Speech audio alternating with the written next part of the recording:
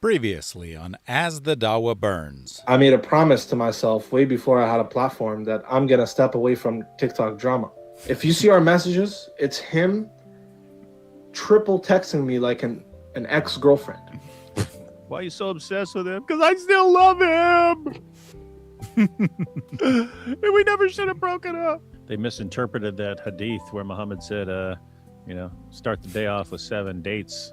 It seems that Korra may be pinned against a few people in Maleek's stories here. AN is a particular name that you're going to hear in the future. It was the first and only time in Maleek's life that he was associated with something successful, right? And he's like, I finally made it. I finally matter. And then she it's him. No, Korra gave Maleek hope. Maleek has been posting screenshots saying that God's judgment is on Korra because she's not getting any views on her streams anymore. Almost like, as we suspected, Maleek was buying views. And now he can sit back and gloat. See, there's no one to pay for your views now, and you're getting way less views. Why are you streaming with Mike Winger? That is defamation, sir. You cannot be in my chat defamating. He's like a fly that won't shoo away.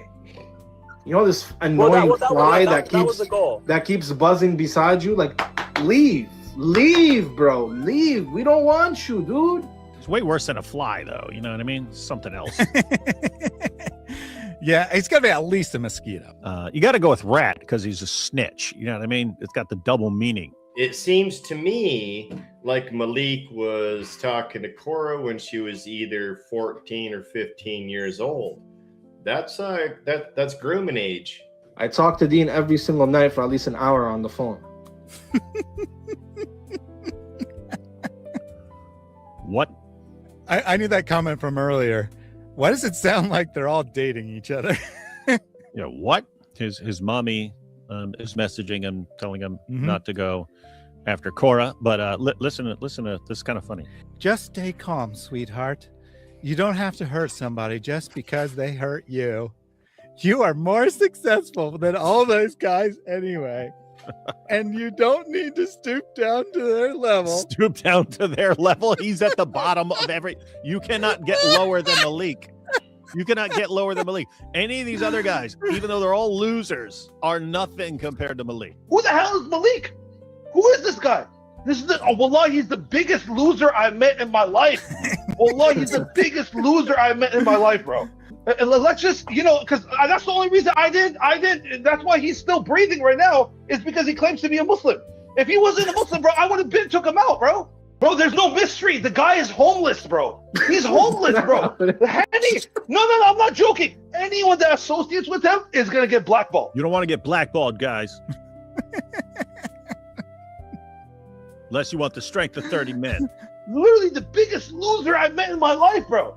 He's on TikTok all day. He has no job. I'm trying to find what bridge he lives under, bro.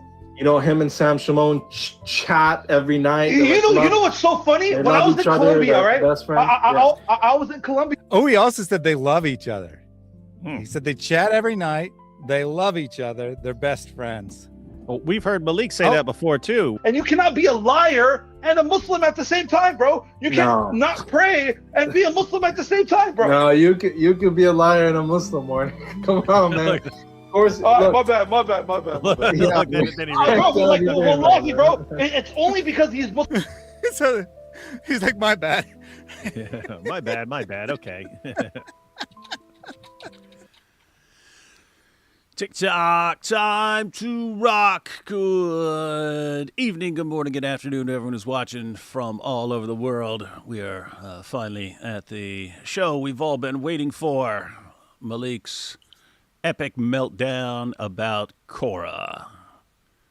Who could have foreseen that this match made in hell would not last? That the narcissist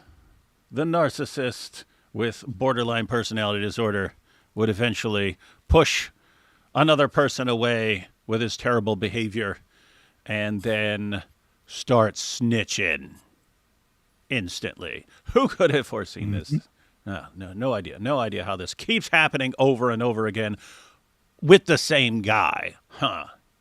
And you have to anyone who still rolls with Maleek at all is just absolutely insane. How you doing? Thaddeus?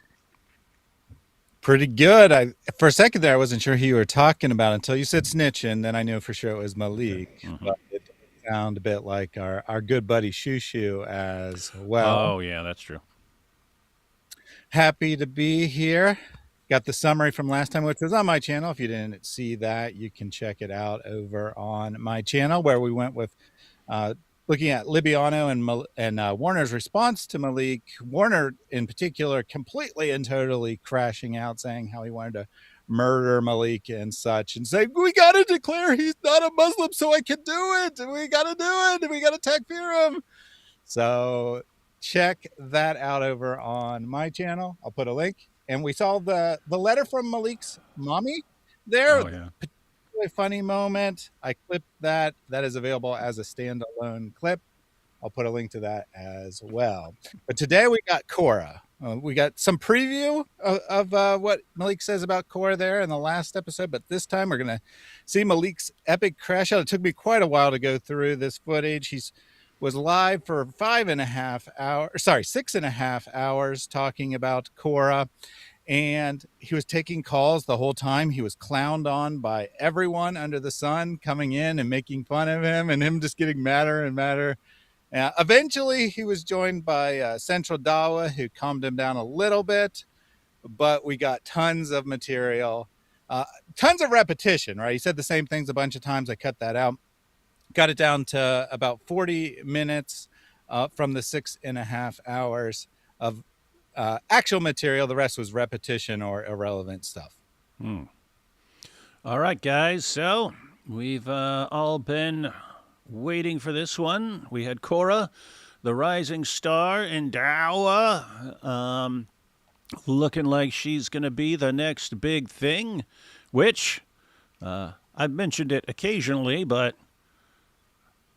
I kind of am always rooting for the ladies of Dawa, right? Because if they're successful and they can do a great job somehow, it undermines Islam because they're intellectually deficient. So if the women actually come out and start doing it better than the men, then even though people might be cheering for them, yay, we got our new Dawa girls, and they're crushing it. It's like steadily undermining Muhammad.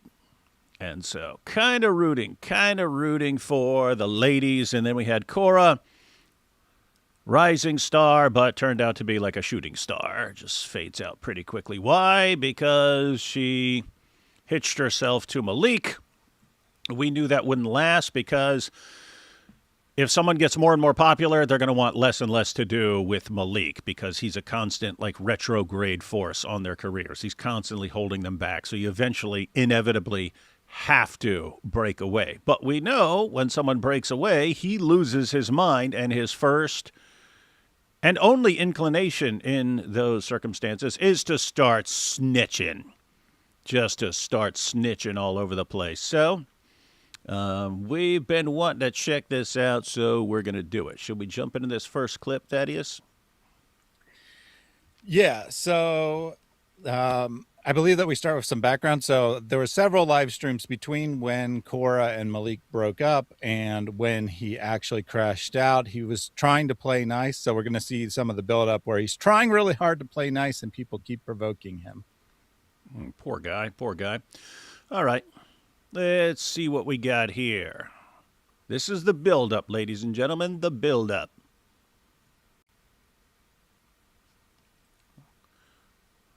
Some big stuff coming up next week, though. Ooh, big stuff. Big stuff. Big stuff. Starting Monday. Huh. It's only going to get bigger. Wednesday. Gonna be huge. Wednesday's going to be. It's going to be huge. Hey, guys, Wednesday's going to be big. Big. That's last week, by the way. So, did anyone see any huge stuff last Monday on Wednesday? Wait, so apparently it happened. He was saying big stuff happening this week, and you're saying that was last week when he said it. So whatever happened has happened. Yep. Yeah, that was like Saturday-ish. What was the big stuff, Maleek? Implosion? Korra dumping you losing it and snitching on everybody? Is that the big stuff you were telling everyone about? Because I think that's what happened instead. At least that is what ended up happening. That's weird. Hey, Thaddeus, I'll post a clip. Hey, everyone.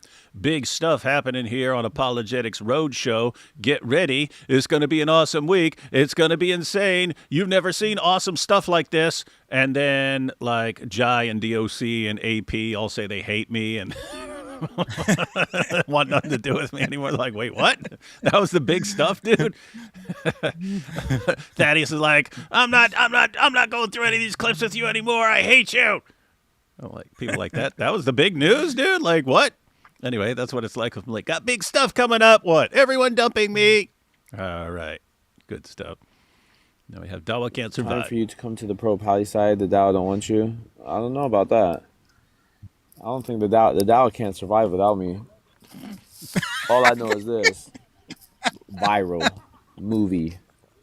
And we just getting started, brother. Maleek is the only one who can save Oma. I mean, Oma doesn't need me. But the online Oma needs me for sure. No, you know what the worst thing is? You know what the worst thing is about the Oma? It's not even anything apart from this. It's that they have no ideas. I'm an idea person. I got all the good ideas. We're playing that again, man. That was too good. Oh, gosh. Guys, you catch that? Dawa can't survive without Maleek, and the big word of the day is viral. He's going viral. Did he say something about a viral movie? Yeah, he's like, movies, viral, coming up, guy. Wait, so he said big stuff happening. Oh, what's it going to be like? Viral. It's all about me, and it's viral. And what actually happens? We want nothing to do with Maleek. He's pure evil, and he sucks. Oh, all right, we're watching that part again. That was awesome. Time for you to come to the pro pally side. The Dawa don't want you. I don't know about that. I don't think the Dawa can't survive without me. All I know is this. Viral. Movie. Wow. And we just getting started, brother. Just getting started. Maleek is the only one who can save Oma. I mean, Oma doesn't need me. But the online Oma needs me for sure. No, you know what the worst thing is? You know what the worst thing is about the Oma? It's not even anything apart from this. It's that they have no ideas. I'm an idea person. I got all the good ideas.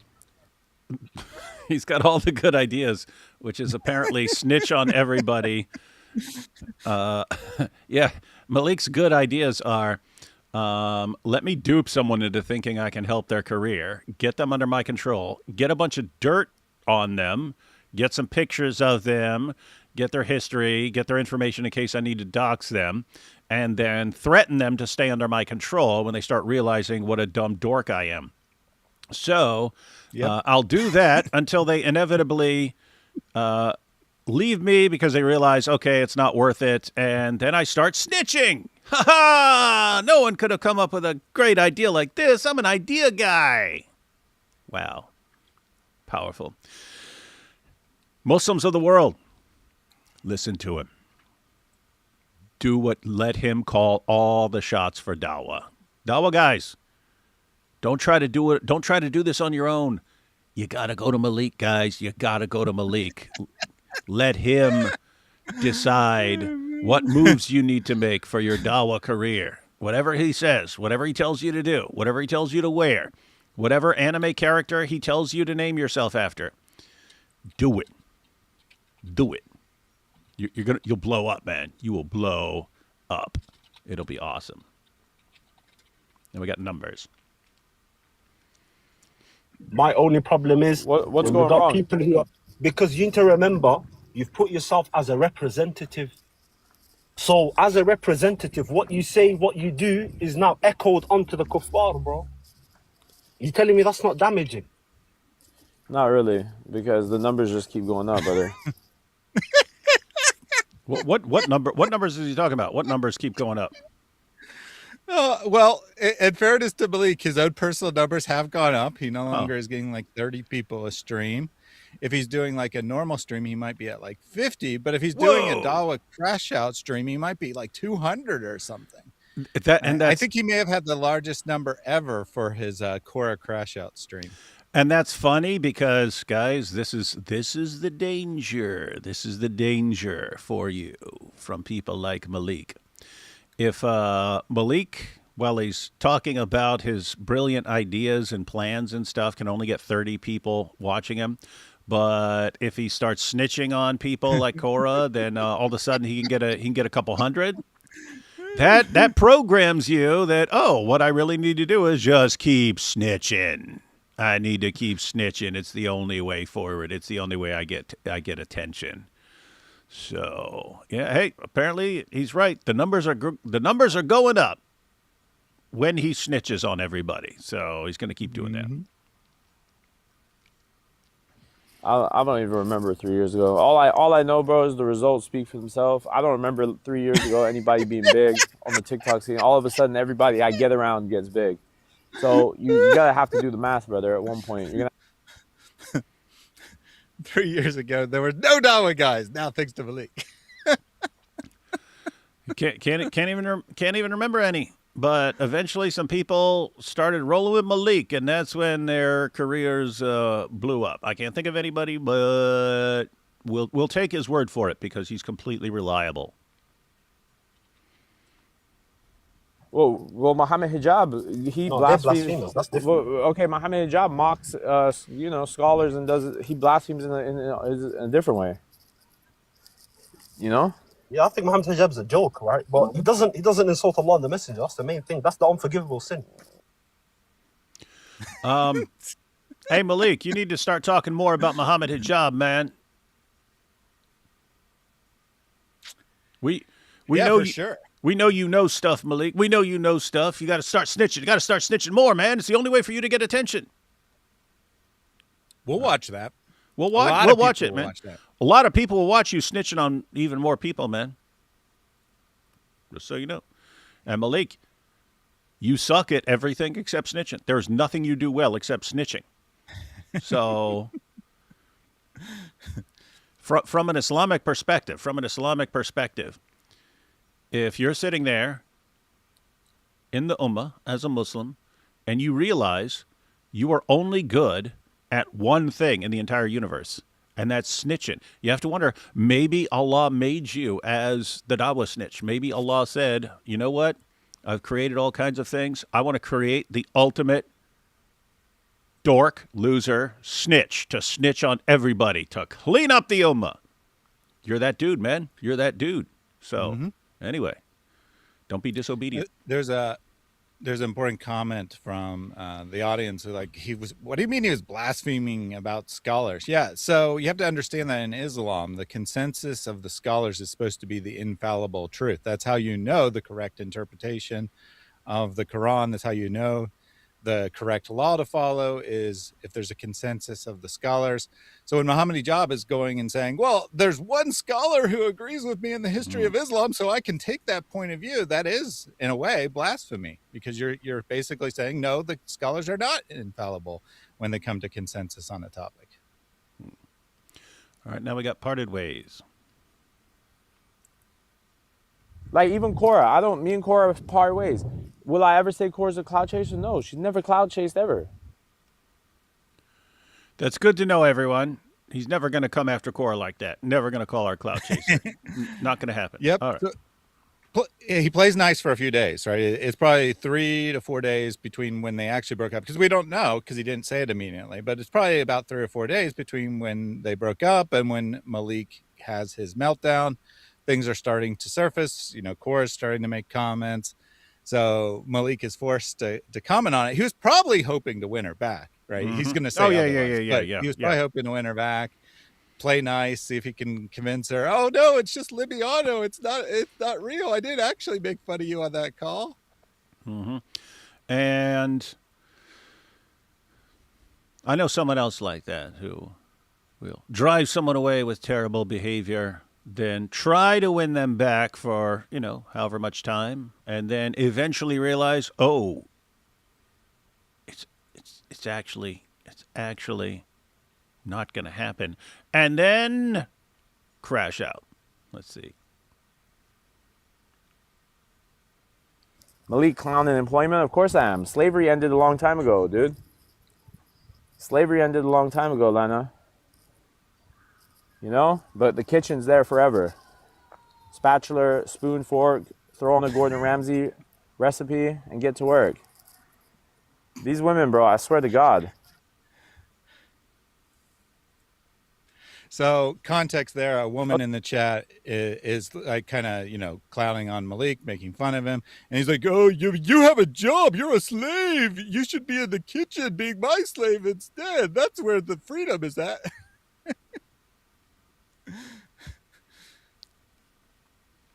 Yeah, but now you're slandering Korra. You said that on Sandra's clip. But you just slandered Korra. You said my girl. Okay, clarify that. Korra was never my girl. You said she's in a group chat with 16-year-olds. Anyway, she talk is. about the clip. She is. What? Wait. Layla Lanes is like 16, 17. Her friends are like she's young, but Korra's young too. So that means you were in the group chat with 16-year-olds. I never was in no group chat. I don't even have I have Discord for talking. Okay, so now you're just being stupid. Yeah, he's the one being stupid, Maleek. Now that was an important comment there, right? You slandered Korra. You claimed that she and I were a couple. Just remember that. We just heard that. That's slander. That's slander. Okay. Mm-hmm.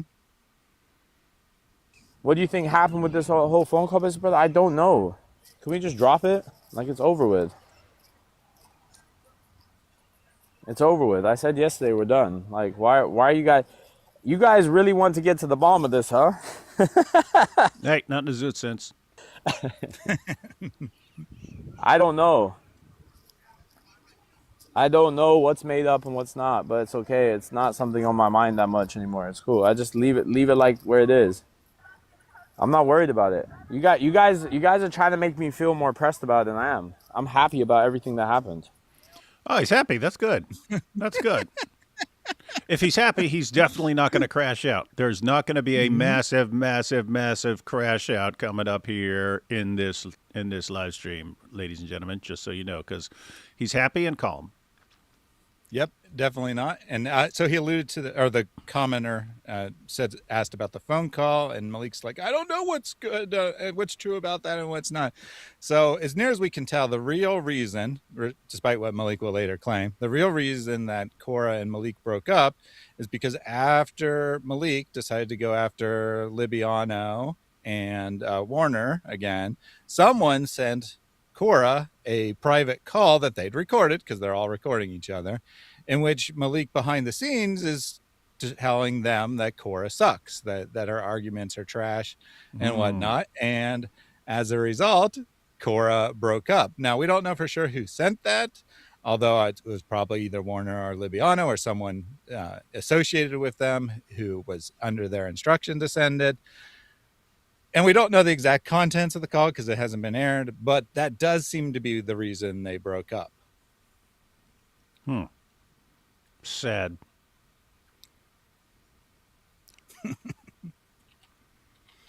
The more you funnel around this, the more you try to look into this, the more you're only going to hurt Korra. You're not going to hurt me. No one wants to hurt Korra, guys. You're only going to hurt Korra. So if you guys truly like Korra, I would just be quiet about it. Yeah, no snitching. Don't be snitching on Korra, guys. You're just going to hurt her. Maleek would never want to do that. People that are being produced from this Dawa scene are kind of like the worst of people. That's true. When you would think the Dawa people are supposed to be the best of people. No, I wouldn't I've think seen that better at all. random Muslims on the street Yeah. than these random Dawis. There's always some weird stuff going on. Yep. Good point.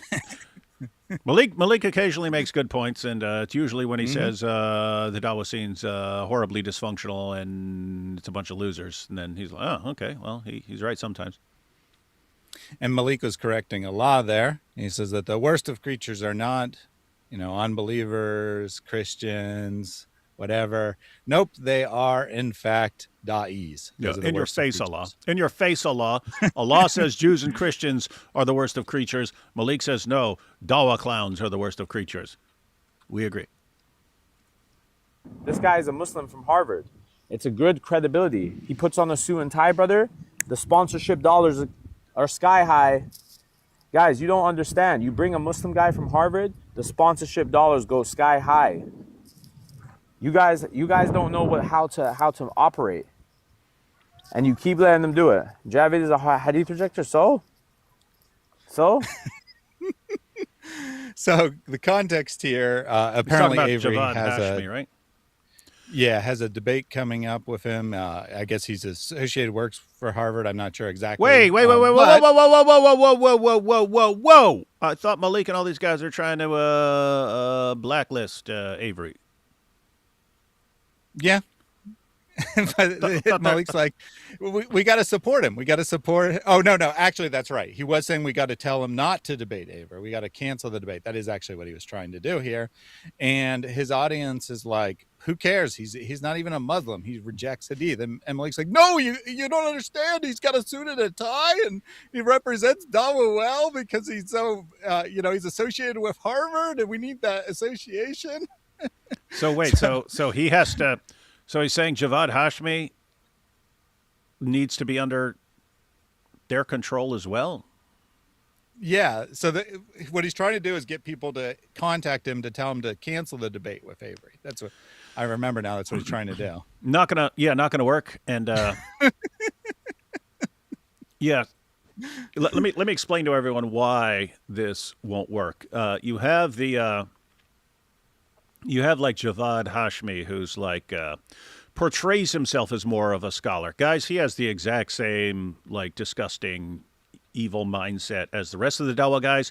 He just has scholarly credentials, right? But here's the thing. The guys with the scholarly credentials, they want Islam represented by scholars. They can't stand the Dawah guys. They can't stand the Dawah guys on YouTube and TikTok getting all the attention. They want the attention. So what happens with a couple of scholarly guys, they're looking for opportunities to get attention to themselves and away from the guys. So don't listen to the Dawah guys. They're not scholars. Listen to us, the scholars. We can do a better job. So when they say, oh, I can actually go and debate God logic, in his mind, hey, I'm going to go debate God logic. I'm going to crush God logic. And then the Ummah will rally around me and other scholars and get away from the Dawah guys. Now, the problem is he's going to get dusted by God logic. That's what's going to happen. He's going to get crushed by God logic. So it's not going to work. But the point is, a bunch of Dawah fans complaining to him, going, don't debate him. You have to be under our control. He's trying to get, he doesn't want you guys to have control. He wants the opposite of that. He wants you guys to lose control over the Dawah scene so that attention turns to scholars. So you guys, the point is, you guys whining and complaining, going, don't debate God logic, no, or we'll be mad at you. He wants you guys obsolete in Islam. He wants you guys to be whining. He wants you guys crashing out. So people like him can take over the Dawah scene. Anyway, that's the point where all the whining in the world is not gonna stop him. Okay, he's a kafir, and he's a kafir who's representing Islam under the name. If you showed him from the Quran where what he's doing is wrong, he will back out. And if enough of you message him, like what, 155 in here? Stupid. If even 7 of you in here message him, you could actually make a difference. No, all 150 of you could message him. It will not change his mind at all. He does not like you guys. He's repulsed by you guys. The scholarly guys are embarrassed that the public faces of Islam are guys like you. They don't want it to be that way. And so you guys messaging him, hey, don't do that. Irrelevant to him. Irrelevant. Instead of coming in here barking at me. The last point you just said, you said a kafir is representing Islam? Brother, he's on a live. He's going on a big platform debating under the banner of Islam. So there you get what's actually important, right? It's going to be a big platform. And that's all Maleek seems to care about is the numbers involved. Doesn't care what he represents. Doesn't care if he totally misrepresents Islam from Maleek's point of view. As long as it's a big numbers, we got to get it canceled. I think, bro, like, I think the Damascene is that. No, KD, that's not good. What just happened? I just got off the phone with bro right now.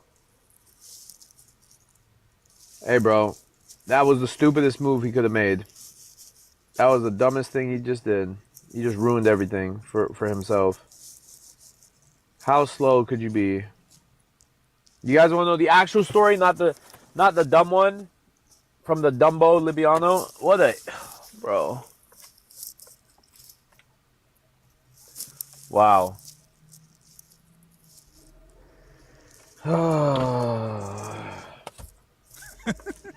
Guys, this That is the sigh of a man who's drowning in his own failure. Mm-hmm.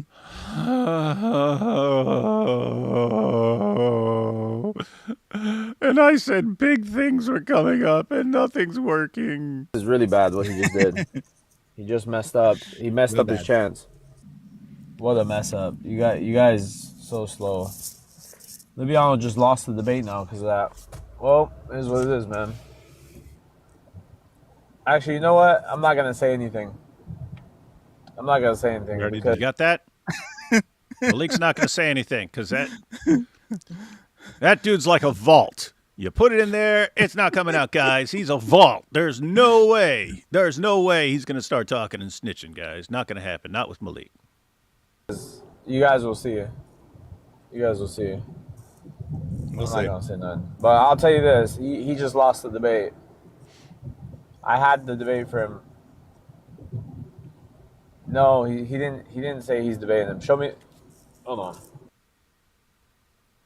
So what happened here? So those other clips were from different shows. He had just started a live in the evening, and like 2 minutes in, he gets a phone call, and he's just silenced for several minutes as he's still streaming while he's on the phone call. Well, apparently someone called him and told him what Libiano had done, which is when Junior was supposed to be debating Jay Dyer. Junior's like, surprised, you're really debating Libiano. And then Dyer canceled it, right? He jumped off as well he should, right? I'm no fan of Jay Dyer, but that was the appropriate response to what the stunt that was pulled was to just drop. You can't go along with the stunt. Even if you're like, I don't care which of these guys I'm debating, don't let them get away with the stunts, right? And apparently, Maleek at least went to claim credit for lining up a debate between Libiano and Jay Dyer, which did actually happen. But Maleek's like, oh, he just screwed up. That debate's canceled now. Well, I guess it didn't actually get canceled. But Maleek thinks that it's canceled because of the stunt he pulled trying to jump on and debate in the place of Junior. So that's what he's actually referencing. Although it's not clear, I'm sure that is what happened based on the timing and Maleek's later comments, which we will see when he explains that he tried to line up a debate. Let's start with knowledge from the north. Knowledge from the north. You keep trying to get Jake to like get you in contact with me. You want to talk to me, brother. Hey, listen, brother. I'm not a 23-year-old Libyan with a big belly. You're not gonna suck me up on your panel so you can interrogate me, brother. I'm not to be interrogated. You want to talk to me? You come to my panel, dude. You're a nobody. No. Yeah, just so everyone knows, if you're not familiar with Knowledge North is he's not on board with the stupid, silly Dawa antics and narcissism and attention seeking and so on. And he calls out Muslims when they're acting like this. And so when Maleek's saying Knowledge North wants to talk to him, Knowledge North wants to get on there and say, as a Muslim, you should not be doing this, but you're doing it. As a Muslim, you shouldn't be doing this, but you're doing it. As a Muslim, you shouldn't be doing this, but you're doing it. Wants to show him that he is violating the commands of Allah and Muhammad. And Maleek's like, nope, you're not interrogating me with that nonsense. I don't care. You're a nobody. Knowledge from the north. Sorry. These old heads, bro, I swear to God, these old heads, they just stay like, these old heads stay doing that. Trying to, yo, we need to talk to you, brother. We need to talk to you. What do you want to talk to me about? You nothing to speak about. That is funny. These old people, they just want to talk. These old people, they don't know how we do it on TikTok. They still take Islam seriously and start telling us that Allah condemns what we're doing right now. Ha ha! What an idiot! Allah doesn't make the rules. Muhammad doesn't make the rules. We make the rules. TikTok make the rules. Club Pyru. And really, it does suck for people like Knowledge North, right? So these are the guys who want to give dawah and tell people about how wonderful Islam is, and they never become popular. They don't. Who becomes popular? The idiots, the chest thumping, I'm humiliating you, yeah. Or yo, we got the latest drama here on Ali Dawah's show, and these are the guys who become popular. And you've got other Muslims who are like, this is how is this happening? Well, it should be telling you something about the Ummah and what Islam does to people's minds, that these are the guys who become popular in Islam. But, yep, does not like the way things are going, but can't stop it. That's what's crazy, right? People like Knowledge North want to rein in all the TikTok guys, and because they're a terrible face for Islam. But he can't, because they're popular and he's not. And you're just stuck, man. You're stuck. Get out while you can, guys. We got Jay Dyer. Let's talk about Jay Dyer. Ooh. So, guys, as usual, we got the posers and the weirdos, right? Yep, you do. So let's do it like this, guys. Jay Dyer wants to debate Itachi, right? Through, I don't know, let's call it magic, I guess. Wink, wink. Well, first, Nico said he didn't want to do it unless Libiano got to debate too. So, spoke to Jay and told him, listen, if you want to do it on Sneeko, just debate Itachi first and then debate Libiano after. And he's like, I don't want to debate Libiano. He's this, that. I said, I convinced him. I said, just do it. Right? So then that was good. And then all of a sudden, Sneeko said, you could do it, but you have to debate Libiano first and then Itachi second. So I said, nah, we pulling out that shit. Wait, so he just torpedoed 2 debates? I mean, at least he thought he did. He torpedoed two debates because he didn't agree to the order? Uh-huh. Did I understand that correctly? So, hey, you have debates. You have debates with Libiano and Itachi as long as you do it in this order. And he says, nah, everything's canceled. Yeah, so according to Maleek, at least, we got to take it with a grain of salt. But according to Maleek, what happened is he set up a debate between Jay Dyer and Itachi through magic, right?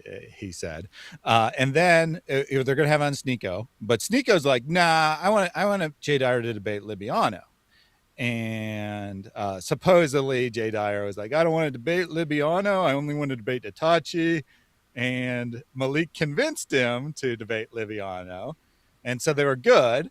But then Sneeko's like, yeah, that's fine, but Libiano's got to be first, and then Itachi can be the second debate. And Maleek's like, nah, that's not going to happen because Dyer's not going to do the second debate. So we're canceling it.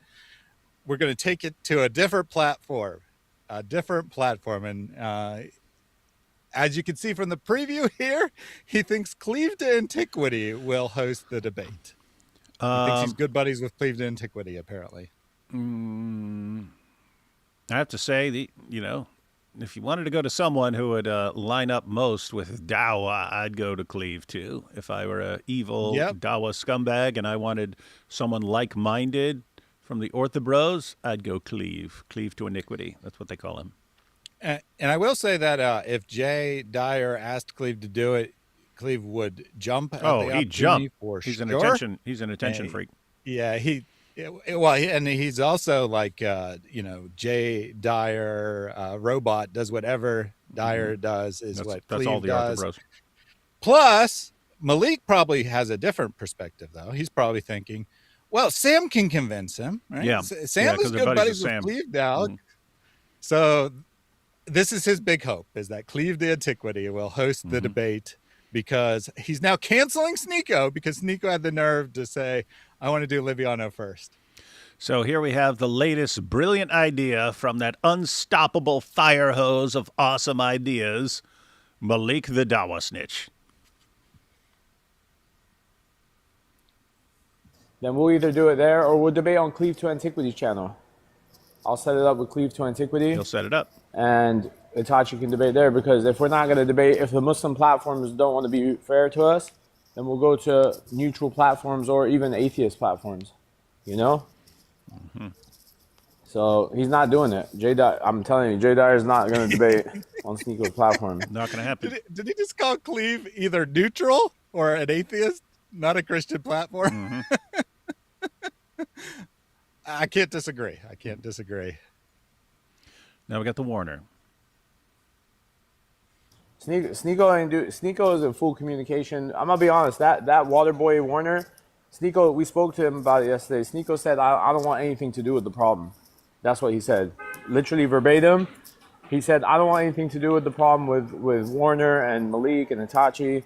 He's like, I'm not involved.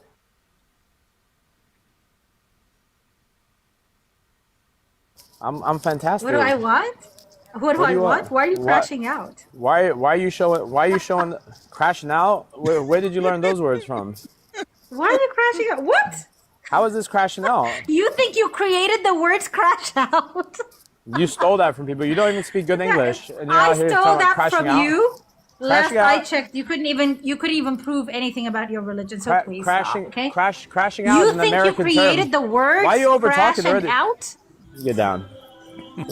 Hey Rita, I'd rather eat my vomit and eat my spaghetti off Libiano's stomach than talk to you. Whoa! Why is the first thing that pops into his head about what he would do eating spaghetti off Libiano's stomach? I don't know. You know, when someone criticizes me and I want to start giving examples of stuff I'd rather do, I talk about eating dinner off another man's stomach. And I just think about Libiano. I just think about Libiano pulling up his dress and, you know, me smearing spaghetti all over that belly and duck lip spaghetti. What the heck is wrong with this dude, man? I don't know. I mean, all I can figure is they must have done something like that in the past. I mean, either Maleek or other people did something like that. And now he's like, man, that's the most disgusting thought in my mind now that I hate Libiano, right? But at the time, who cares? But yeah, the comments are funny.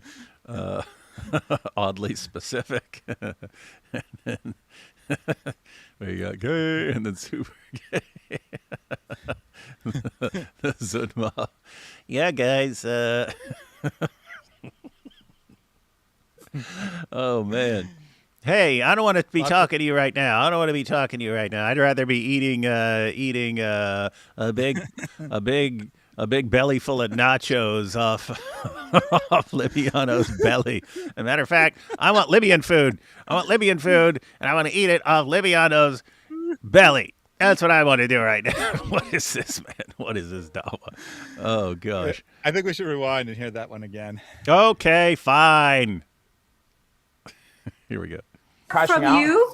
Last I checked, you couldn't even prove anything about your religion. So please stop, okay? Crashing out is an American term. You think you created the words? Why are you over talking already? Out? Get down. Hey Rita, I'd rather eat my vomit and eat my spaghetti off Libiano's stomach than talk to you. Okay, everyone. He repeats it a couple times. I cut it, but he actually repeats that a couple times.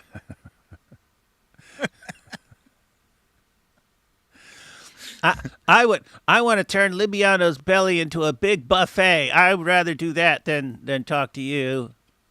I'd rather be eating food off his belly as he caresses my head and rubs his fingers through my hair. I'd rather be doing that than talking to a woman on TikTok.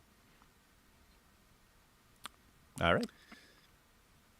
Nothing weird going on in the Dalbo world. If you go to my story, you'll see not just one. Well, you'll see one, but there's one of many people blackmailing Itachi, of people we know, by the way, big daddies, blackmailing Itachi, saying if she doesn't drop me, that they're gonna expose pictures of her and this and that. It doesn't matter what they do, she's dropping you, dude. And as far as the they're threatening her. Big name Dais are threatening her and stuff like that. That sounds like him just like preparing for when she inevitably drops him. Oh, she was forced to do this. And by the way, think about what if it was true.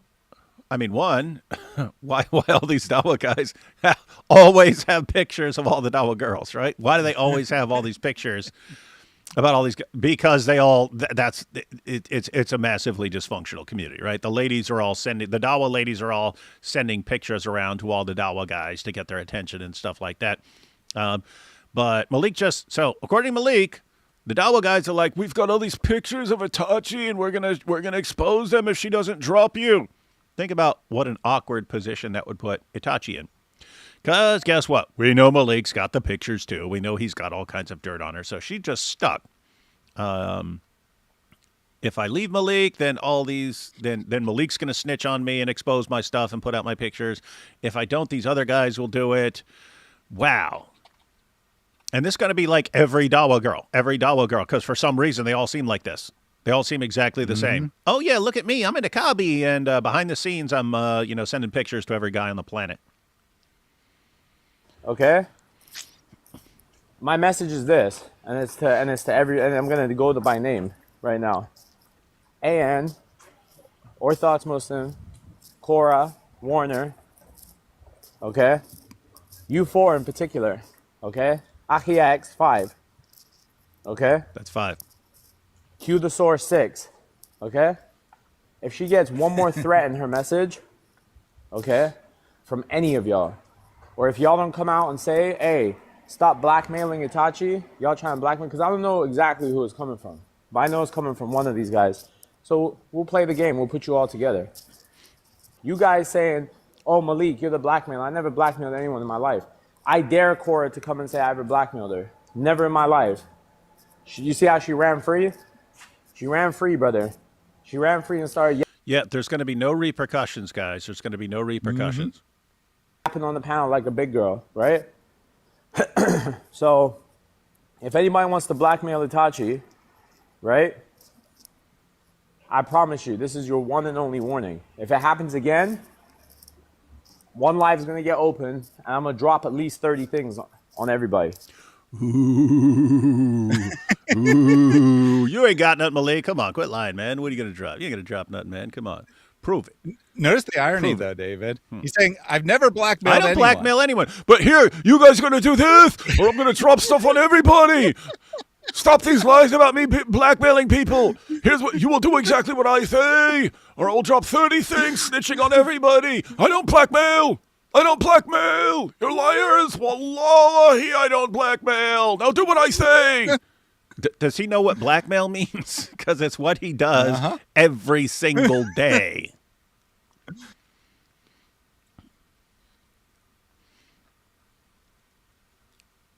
I stayed up last night until 4 a.m. Mommy let you stay up that late on a school night? Compiling everything on all these people. Oh, wait. Everything. What does he say? Here we go. I stayed up last night until 4 a.m. compiling everything on all these people. What? Everything. But you're not a blackmailer. Every single thing compiled, line by line, picture by picture, word by word, sentence by sentence. But I'm not a blackmailer. I have never blackmailed anybody. I just spent all night preparing all this dirt on all these people to make them do what I say. Guys, don't call me a blackmailer. Show you who these people are. It's sitting in a file. And I'm telling you, all they need to do is just keep doing what they're doing, which is threatening Itachi, blackmailing her, and it's just gonna pop out. Uh-oh. It's gonna pop out. Good to know. It's gonna pop out like that last meatball out of Libiano's button when I'm eating the spaghetti off his belly. I've been trying to do my own thing, and then you see this guy MHS. You're the common denominator. Well, if I'm the common denominator, why did I split ways with the common denominator? If I'm the common denominator. You see this guy MHS, you're the common denominator. Well, if I'm the common denominator, why did I split ways with Korra peacefully, and then all of a sudden Itachi's getting blackmailed? What would you like me to do, MHS? Would you like me to sit here like a dwarf? I mean, actually, the common denominator is anyone I go against. Because if I look at Warner, he took money off a bunch of people. Libiano still owes TMA $800, so he's in debt. And then we have Korra, who took and dipped, and we let her debt go. So I'm looking at everyone that is on that side, and I'm looking at these people are a bunch of debt munchers. They just take off people and dip. Catch that? I'm not the common denominator. The common denominator is I attack everyone.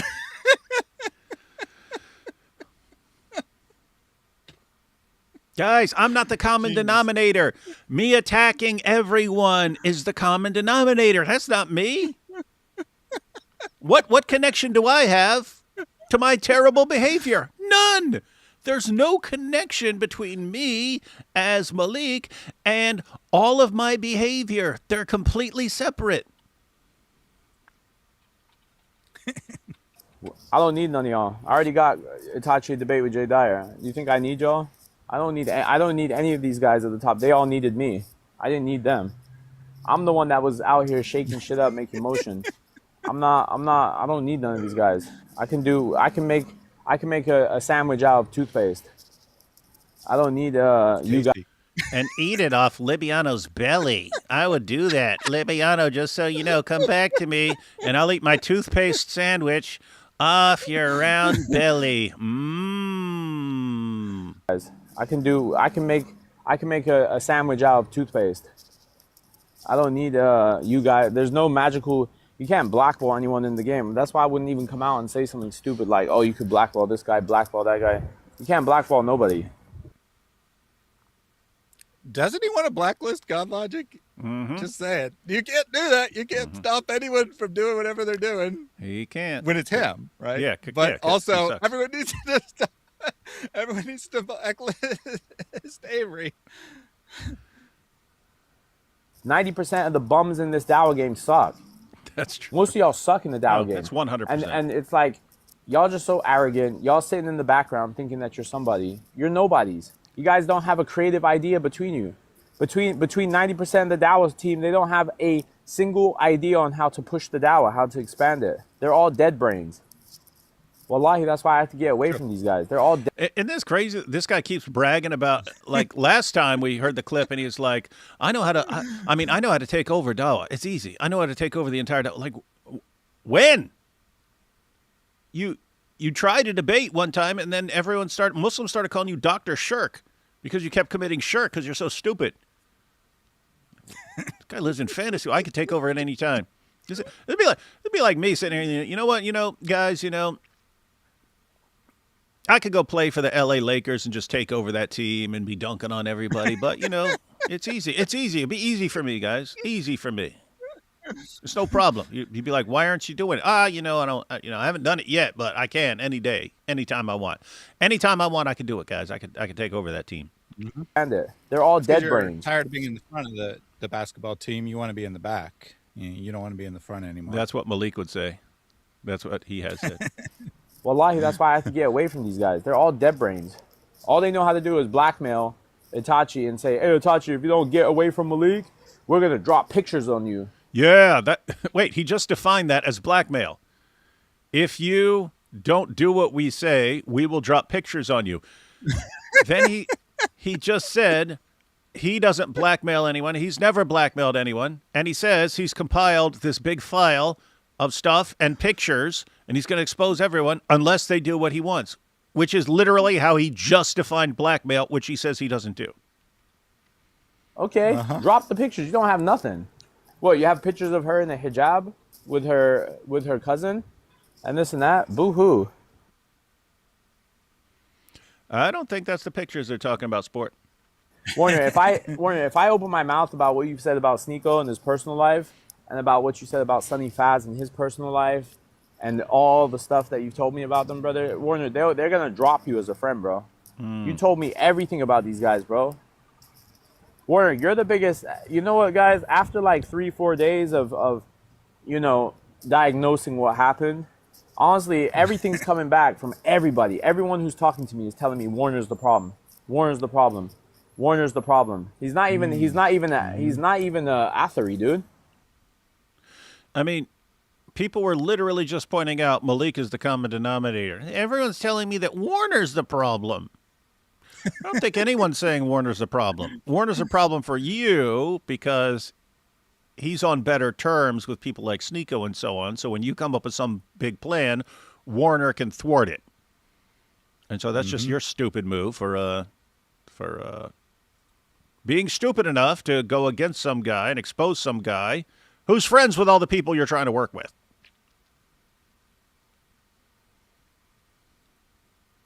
You think it's possible the Dow will get back together anytime soon? No, it's good. No. I'll tell you this right now, bro. I've seen these guys' face too ugly. I will never talk to Korra again. I'll never talk to Libiano again, and I'll never talk to Warner again. Whoa! I thought everything was good and fine with Korra, man. It was all peaceful and amicable, and now it sounds like he's got a problem, man. Sounds like he might blow up here. Sounds like he might blow a gasket here in this live stream that we're watching.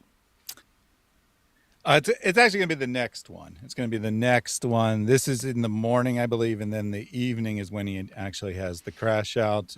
We've gone through like 3 or 4 live streams. There wasn't much notable. I just clipped a few things from them. But we're not in the live stream that he crashes out yet. That's no. I'm saying this live stream that we're doing. Oh, yeah. That'll definitely happen. So it's coming in this live stream that we're doing. We're gonna see the crash out. Okay, guys. Let's take these super chats, and then we've got a short clip with Korra, and then Maleek's epic meltdown. Let's see. Dawa wars never end. They keep giving. Yep, ain't no wars like the Dawa wars, because the Dawa wars don't stop. Rap snitches exposing Dawa's business, sitting in court, and be the Ummah's star witness. Rap snitches.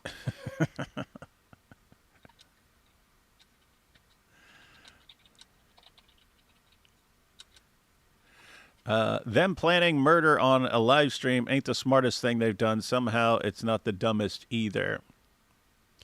In a weird way, it's kind of not as dumb as letting people know your fantasies about eating spaghetti off Libiano's tummy.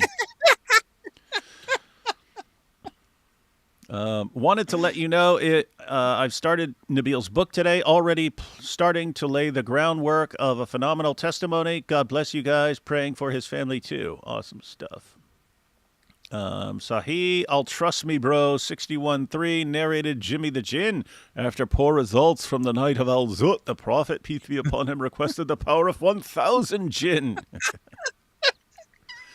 Yeah, if one night could get you the power of 30, then my goodness. Mm-hmm. We surrounded. So according to Rob Christian, who knows the Arabic sources, some of the sources suggest there actually were thousands of jinn attacking Muhammad on that night. We surrounded him all night, chanting, recite, recite, while he recited Quran verses with his mouth full. That was the night of the jinn. Season 1, anime characters. Season 2, Power Rangers. Oh, yeah. Yeah. Next season of Dawa Wars, we'll have Maleek, and all his Dawa girls are named Red Ranger and Pink Ranger and stuff. Cleave to Ezra, the uppermost antiquity of the superior knowledge inscribed. All Jews to hail Ezra, hail the one true scribe. All other scribe denoms are apostolically blasphemous. This is all stuff that Cleve would agree with. Maleek is best at fitna. Mashallah, that's true. He's pretty good. No comment there. Where can we find the consensus of the scholars, particularly on the militant verses, which some Muslims argue don't mean what they say, like 2, 191, 95, 930, etc.? Is there a book or site? You're not going to find consensus on a lot of issues like that, but you can go to Ibn Kathir's commentary, Qurtubi, and so on, look up these passages. They'll give you what various scholars have said, and then they'll conclude with what they find the most compelling interpretation to them. But it's not pretty on those verses. Yeah. So I actually have a hour plus long video going through tons and tons of scholars on the on that issue on jihad. I'll put a link to that in the chat if you want to check it out. It's not the most entertaining video in the history of the world because it is very resource dense. So if that's what you're looking for is the resources, check out the video. Abu Ahruf said, snitching is very Islamic. The whole sunnah is just snitching on what Momo did and said, yeah. Hey, Maleek, whenever someone says, but Maleek, you're snitching, then just say, well, the Muhammad's companions snitched on him for what he did to Aisha, so I get to snitch on everybody too. They snitched on him for what he did to Zainab and what he did to Safiya and what he did to how he treated Sauda and all this stuff. So if they snitched on him, then I get to snitch all day too. Muhammad said that was the best generation of Muslims. D. Wood hates Mike Winger because the Jews paid him to. Hashtag shekel. Fair point. Has Maleek Salat figured out? Sir Maleek Salat would be funny. Sir Maleek Salat. Has Maleek Salat figured out that a hori isn't a red light worker yet? Well, that's Sam. That's what Sam says that. But yeah, I think Maleek thinks that as well. Maleek singing, hello, is it me you're looking for? Snitch, no. Please. Yeah, Maleek, people want you to snitch, man. It's the only time anyone likes you. Would you rather Mike Winger stub his toe or the whole ummah be saved? No, I want the ummah to be saved, man. But other stuff can happen to Mike Winger. Who wouldn't want to eat spaghetti off Ortha Ducklip's stomach? Oh, just kidding.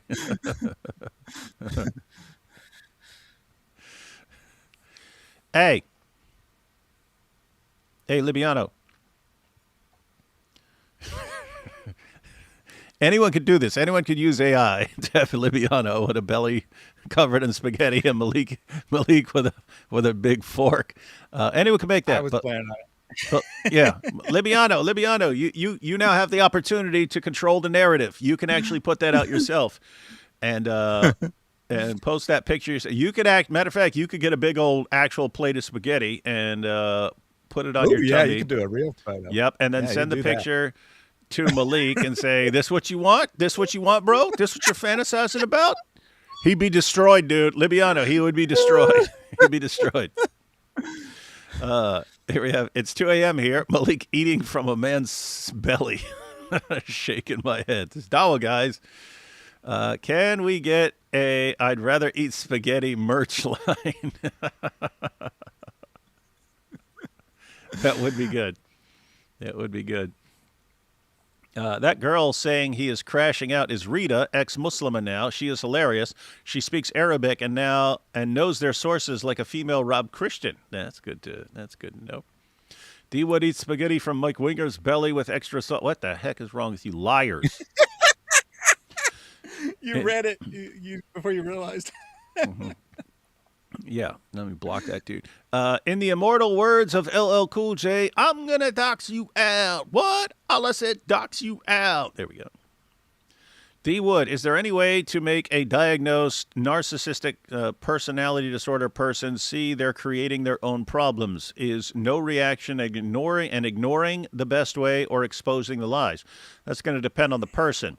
But if you're talking about, like, can the person actually eventually realize that they're the cause of the problem? Yes, but every manipulation tactic, everything, it all has to fail. They have to hit rock bottom.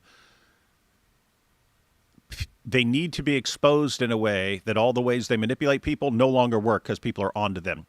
And then they realize, wow, my entire way of doing things is it doesn't work. It doesn't work. Because, guys, a manipulator is someone who believes that the best way to get what he wants out of life is to manipulate other people into doing it for him, to dupe other people into doing it for him. So notice the purpose of the manipulation tactics is to get what you want. Well, if the manipulation tactics don't work because people know that people catch on to you, then okay, my way actually doesn't work.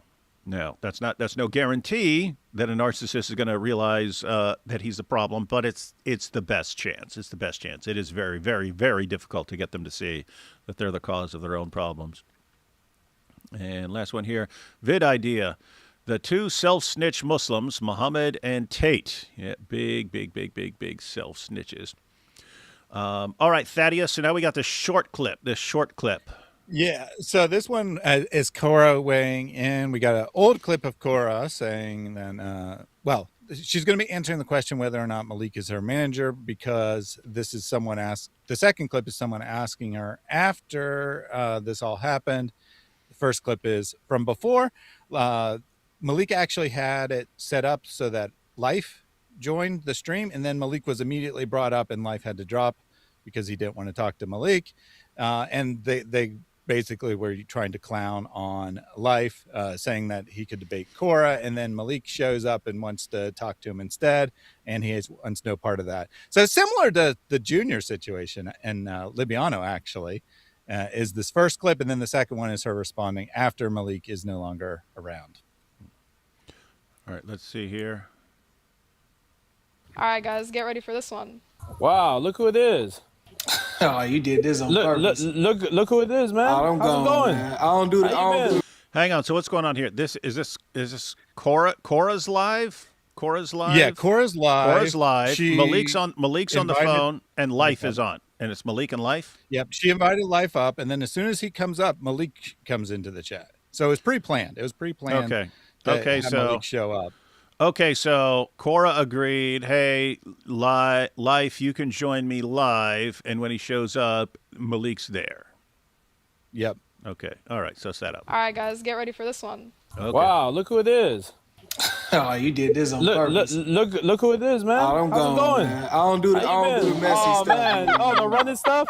Hey, you thought you was coming in for a clip, huh? I'm not messy, bro. Hey, you thought you was coming in for a clip, Life, huh?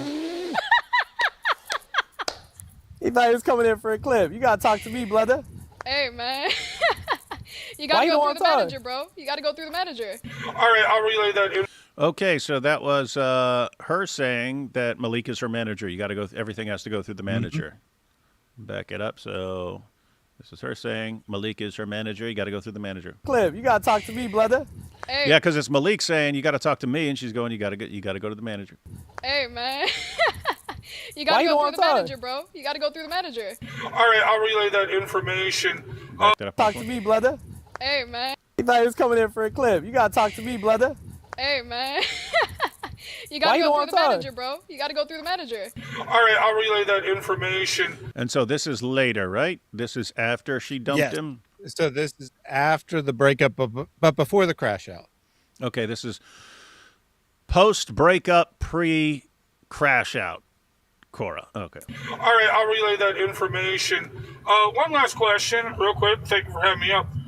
Is it true that you fired Maleek as your manager? That's the rumor going around. Fired? I'm in no position to fire anyone, man.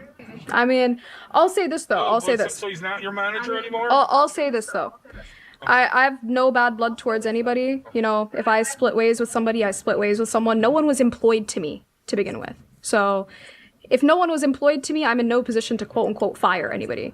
You know, I'm chill with people on this app. Okay, well, he was always saying he was stuff your like manager. that. Well, okay. Simple as that, bro. Right, so just to be clear, he never was your manager then, right? Because that's what he always claimed. But you guys have split ways then. I mean, I'm just curious. Because that is. I don't know, man. If that is true. I don't know, man. You can go ask whoever you want to ask. You can go ask whoever you want to ask. You gotta go through the manager. You can go ask whoever you want to ask. You gotta go through the manager. All right. So notice what she's doing there, right? She's actually playing a little game that Muslims love to do. They can lie, but they prefer to say something that is technically true but highly deceptive instead, which they consider not to be lying. Mm-hmm. So what is she saying? I didn't fire him. He wasn't employed by me, meaning she wasn't paying him, right? Mm-hmm. She wasn't paying him to be her manager, but she's not actually denying that he was the manager. Mm-hmm. She's giving that impression without actually explicitly denying it, because obviously Maleek was managing her, but now she wants to pretend that was never true. All right, we ready to go on to the crash out then? Yep. So he starts a live It's one of his call-ins. So sometimes he goes live and he has stuff he wants to talk about, doesn't really take callers. This one, he just starts taking calls immediately. And right from the start, everyone is clowning on him, and it leads to him completely crashing out. Lots of them are just silly. I didn't include things that were just like people making fun of him in various ways. I only included things that were relevant about Korra for the most part. There might be one or two exceptions, but basically it's only things about Korra that I included. But caller after caller was clowning on him in one way or another. All right, guys, here we go. Here we go. What everything has been leading up to Maleek crashing out. Oh, yeah. We start with a quick refresher. The beams in your eyes are getting... Oh, hang on. This is Sam Shamoon here. Let's see. I'm guessing this is going to be about, we're about to learn about Korra. Sam praising Korra. So this is Sam's view of Korra. And guys, if I recall, this is Sam justifying Muslims attacking people's wives by saying, oh, but this guy on X criticized Korra, called her an ISIS hoary. Why? Because they celebrate and mock the deaths of Christian martyrs and so on. So they called her an ISIS hoary because they're actually celebrating and praising ISIS executions of Coptic Christians and so on. So he called someone, J49, called, I saw Itachi, but I guess Korra too, ISIS houris. And Sam says that them criticizing Korra, calling her an ISIS hoary, that justifies any Muslims just going after any Christian apologist's wife. Mm-hmm. That's what Sam claimed, and it's all because Korra is this pure, innocent, delicate flower, and if you're talking about anything goes, anything goes. So this is Sam Shamoon. Yep. So we got that clip, and then we got a couple others of Sam praising her in other ways, telling people to lay off her, be nice to Korra. So we got the great Sam's opinion about Korra, his judgment about who she really is, and then we're going to see what Maleek thinks about Korra. And I'm guessing this is going to be interesting because I'm guessing what Maleek says is going to be way, way, way worse than someone saying, hey, ISIS hoary. Let's see. The beams in your eyes are getting disgusting. The Lord's going to humble all of you in time. Fear the Lord. See what he's doing to these dogs? Rein yourself in. Why do you, for the life of me, want to demonize a 21-year-old girl, Korra? She is young. Give her time. I even Hey, I'm going to go ahead and rewind this, but I mean, multiple things are interesting. Why would you? This is the guy who will call anyone's mother a whore and so on the drop of a dime. And it's someone who we saw him talking to a 7-year-old Muslim kid, a 7-year-old. A 7-year-old started calling Sam started calling his mother a whore and talking about all the sick things his mother was doing and stuff like that. But if you're 21, you're good and you're immune from any sort of criticism, according to Sam. Now, why would this be? Does Sam actually believe any of this? No. He decides everything based on who he's mad at. If he's mad at you, anything goes. If you can help him against someone he's mad at, he'll promote you and defend you to the death. Even if you are pure evil, he will side with you if you're also attacking someone that he's mad at. But let me back this up.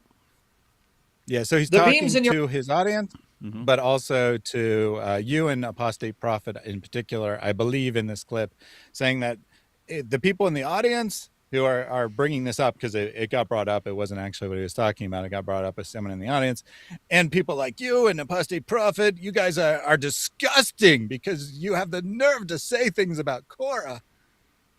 What did I say about Korra? Anyway, let's see. I don't know. This is before the Hori's comment, by the way. This is from before that. I think it's in reference to AP making a very obvious joke that Korra was seducing him with her eyes. The beams in your eyes are getting disgusting. The Lord's going to humble all of you in time. Fear the Lord. See what he's doing to these dogs? Rein yourself in. Why do you, for the life of me, want to demonize a 21-year-old girl, Korra. She is young. Give her time. I even suspect she will come to Christ. Why then demonize? Is that a prophecy, Sam? Because you have a history of making prophecies based on your feelings and stuff, and then coming back later and saying, "What? No, I didn't mean that. I was just mad." And you'll yet prophesy this as from God. She is young. Give her time. I even suspect she will come to Christ. Why then demonize her? Because someone said to me, if it's true, he was talking in a manner of this 21-year-old, like, oh, when I look at her, I feel seduced. Is this what adultery? This is when he was complaining, guys. So this is when one of Korra's debates or Itachi's debates or something like this, and they're dressed up. And according to Islam, according to what the Muslim scholars started responding and saying, these women should not be out there giving dawah and talking to men because their voices can be tempting, their eyes can be tempting, and so on. And so they're not supposed to be engaging like this. And we were live one day going through a clip, and AP just goes, but I can't because I can see her eyes and I can hear her voice. And then Sam starts going, oh my goodness, he's talking about lusting when he was making fun.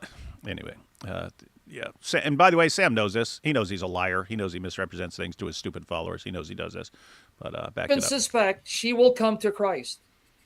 Why then demonize her? Because someone said to me, if it's true, he was talking in a manner of this 21-year-old, like, oh, when I look at her, I feel seduced. He was mocking Islam based on all these scholars saying that these women should not be giving dawah to men. And so AP goes, oh, I can't focus because I can see her eyes and I can hear her voice. And then Sam, oh my goodness, look at this is what AP's doing. There's a guy who calls every person who posts a comment, starts calling their mother a Shia whore. How dare you make fun of?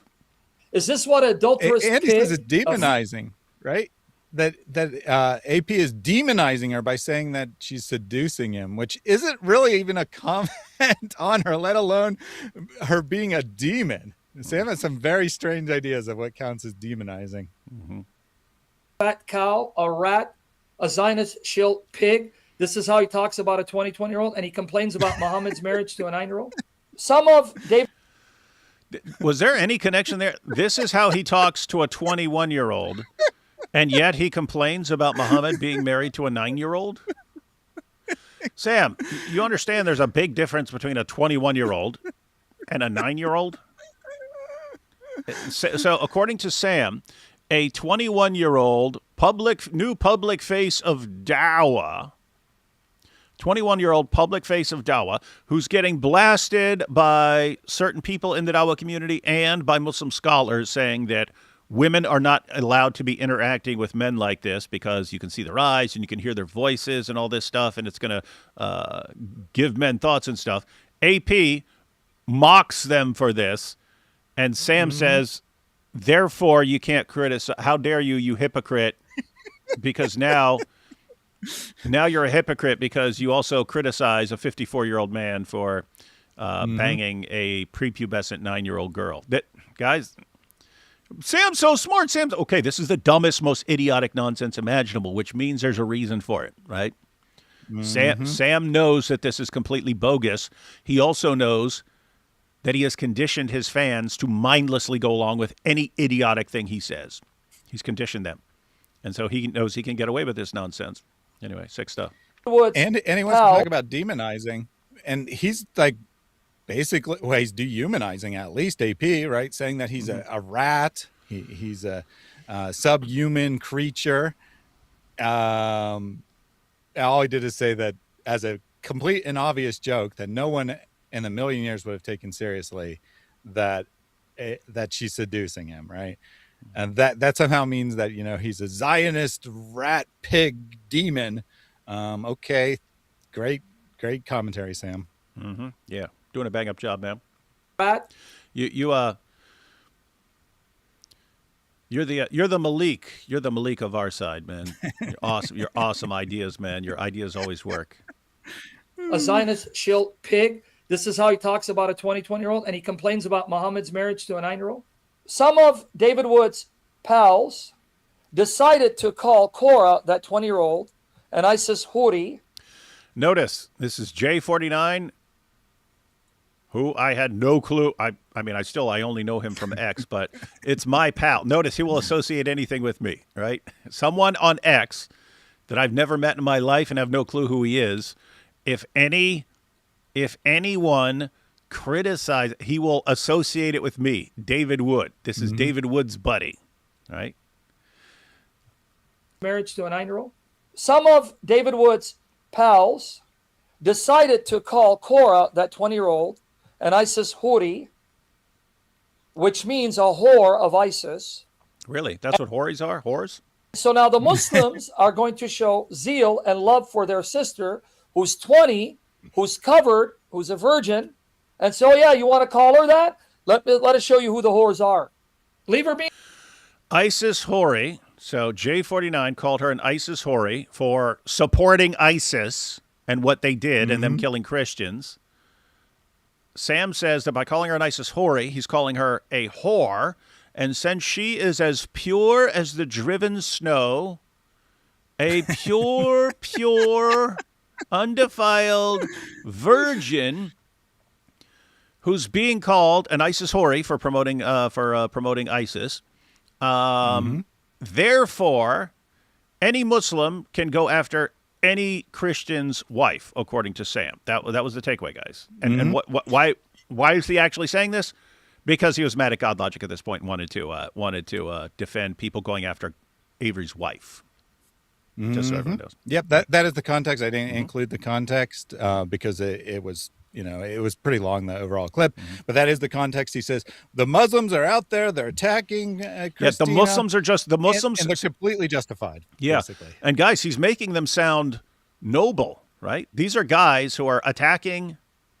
They're too cowardly to face God Logic and debate him and so on. So they just go after his wife because they're cowards. They're sniveling cowards. And Sam treats them like the noble heroes who are just sticking up for Korra, who was mocking the murders of a bunch of Coptic Christians. J49 on X called her an ISIS Houthi. Sam says, oh, that's calling her a whore. Therefore, all these guys who are going after Avery's, they're the good guys because they're defending their Muslim sister who is as pure as pure can possibly be. All right, let's see. Which means a whore of ISIS. And so now the Muslims are going to show zeal and love for their sister. Zeal and love for their sister. Who's 20, who's covered, who's a virgin. And so, yeah, you want to call her that? Let us show you who the whores are. Leave her be, man.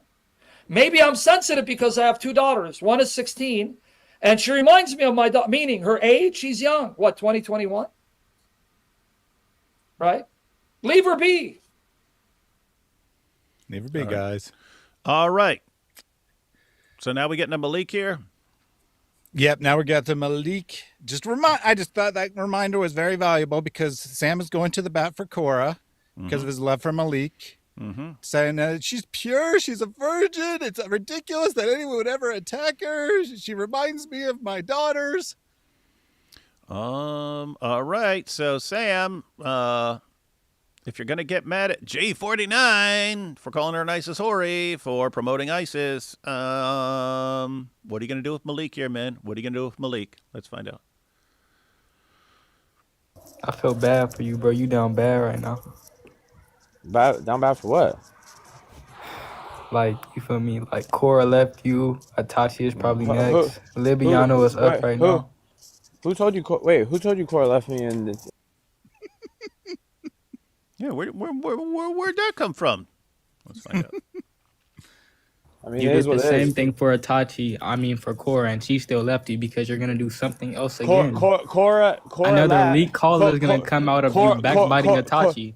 There's no. Hey, that's funny. This is a person who's just noticing the pattern with Maleek of, oh, I'll work with this person. Oh, and then eventually a phone call gets exposed of some person talking trash about the other person, and then it all melts down. So this guy's actually caught on to it, and he's completely correct. But let me back this up just so we can catch this. I mean, you did the same thing for Itachi. I mean, for Korra, and she still left you because you're gonna do something else again. Korra, you're saying you're gonna do it again. Leak call is gonna come out of you backbiting Itachi. There's no call. There was no call. Korra left because she got into a relationship with somebody else. That's why she left. She didn't Okay, leave so you lied about the call. So no. What would her being in a relationship with someone else have to? Why would she have to drop her manager because of that? Right? You can go off, get married, do whatever you want, and still not want to leave your manager who's making your career just blow up. There's no call. Korra left because she got into a relationship with somebody else. That's why she left. She didn't okay, leave. so you lied about the call. So no. She lied about a call. Wait, she lied? That's interesting because earlier, in one of the clips we watched previously, Maleek was not denying the call. He's just saying, I don't know if what's real and what's not real, right? Yeah. But now he's saying the call never existed, that she left him just out of the blue for no reason because she started dating AN, as it's going to come out here later, another Muslim TikToker. And it had nothing to do with Libiano, had nothing to do with anything else going on. It's completely coincidental. That's Maleek's story now. Keep asking me. Keep saying Korra left so I can spill the truth on what really happened because I'm gonna start yapping soon. Oh, start yapping. Guys, when he says yapping, he means snitching, right? He doesn't want to call it snitching all the time, but that's what he means, snitching, yapping. I'm going to start telling stuff. And it's not gonna be nice. Nobody cares about a girl who's dated half of the app. Whoa. Nobody cares. Stop talking. What app? Like TikTok? Yeah, TikTok. You catch that? Guys, he's saying, hey, I'll start talking about Korra. And then he says, and no one cares about a girl who's dated half the app. He's saying she's dated half of TikTok, at least half of the TikTok Dawa guys or whatever, apparently. That's what she... And then there was Issa. Soon as the thing went down, I was like, oh, Issa must have joined. And then there was Issa. All right. It's like, man, that's the Dawa. I got to hear about it. The Dawa, the Dawa drama. Yeah, this is the serious stuff here, man. This is Maleek declaring war on Korra for leaving him. Poor little guy. Let's check it out. Stop talking to me about Korra. I don't want to talk about Korra. I don't want to talk about her. If you keep bringing her name up, I'm gonna have to get up on it. He means I'm going to have to snitch. Rumblings are in the background, brother. Big exposés are coming soon, and they're not coming from me. But trust me, niggas is in the background gearing up on certain people. I don't care. I'm not the one that got approached by 7 different dudes talking about some shit about Korra, giving me some facts about her, and I'm like, what the fuck you talking about? I don't care.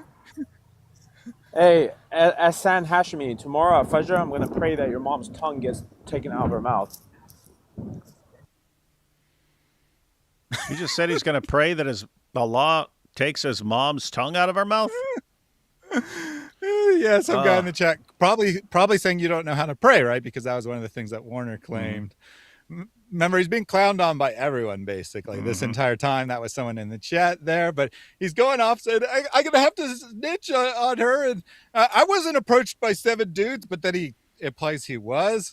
I don't actually understand what he's trying to say there, but he's like, I wasn't the one who was approached by 7 dudes with all the information on Korra. I was like, I don't care about that. I'm not going to No, I'm not a all snitch. that information. Yeah, why would I want information on someone I'm mad at? That's not me. That's not Maleek.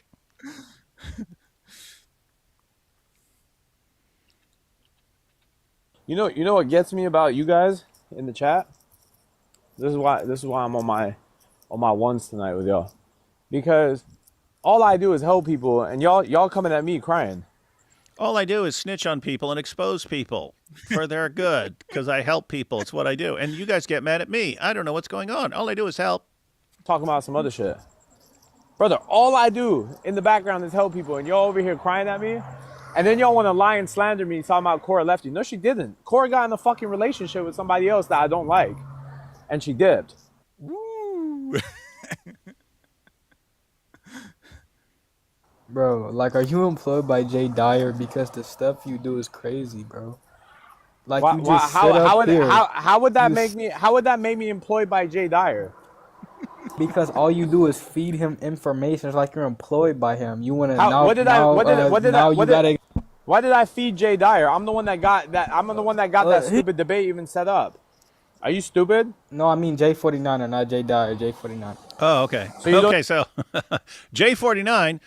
That's J49er. That's the guy we were talking about earlier who called Korra and Itachi ISIS hories for mocking the deaths of Coptic Christians. And this guy was saying, "Are you paid by Jay Dyer?" And he was like, "What? What are you talking about?" No, J49er. In other words, J49er keeps posting about Korra and Itachi, and he's like, "Are you working for him? Because it looks like you're the one sharing stuff with him."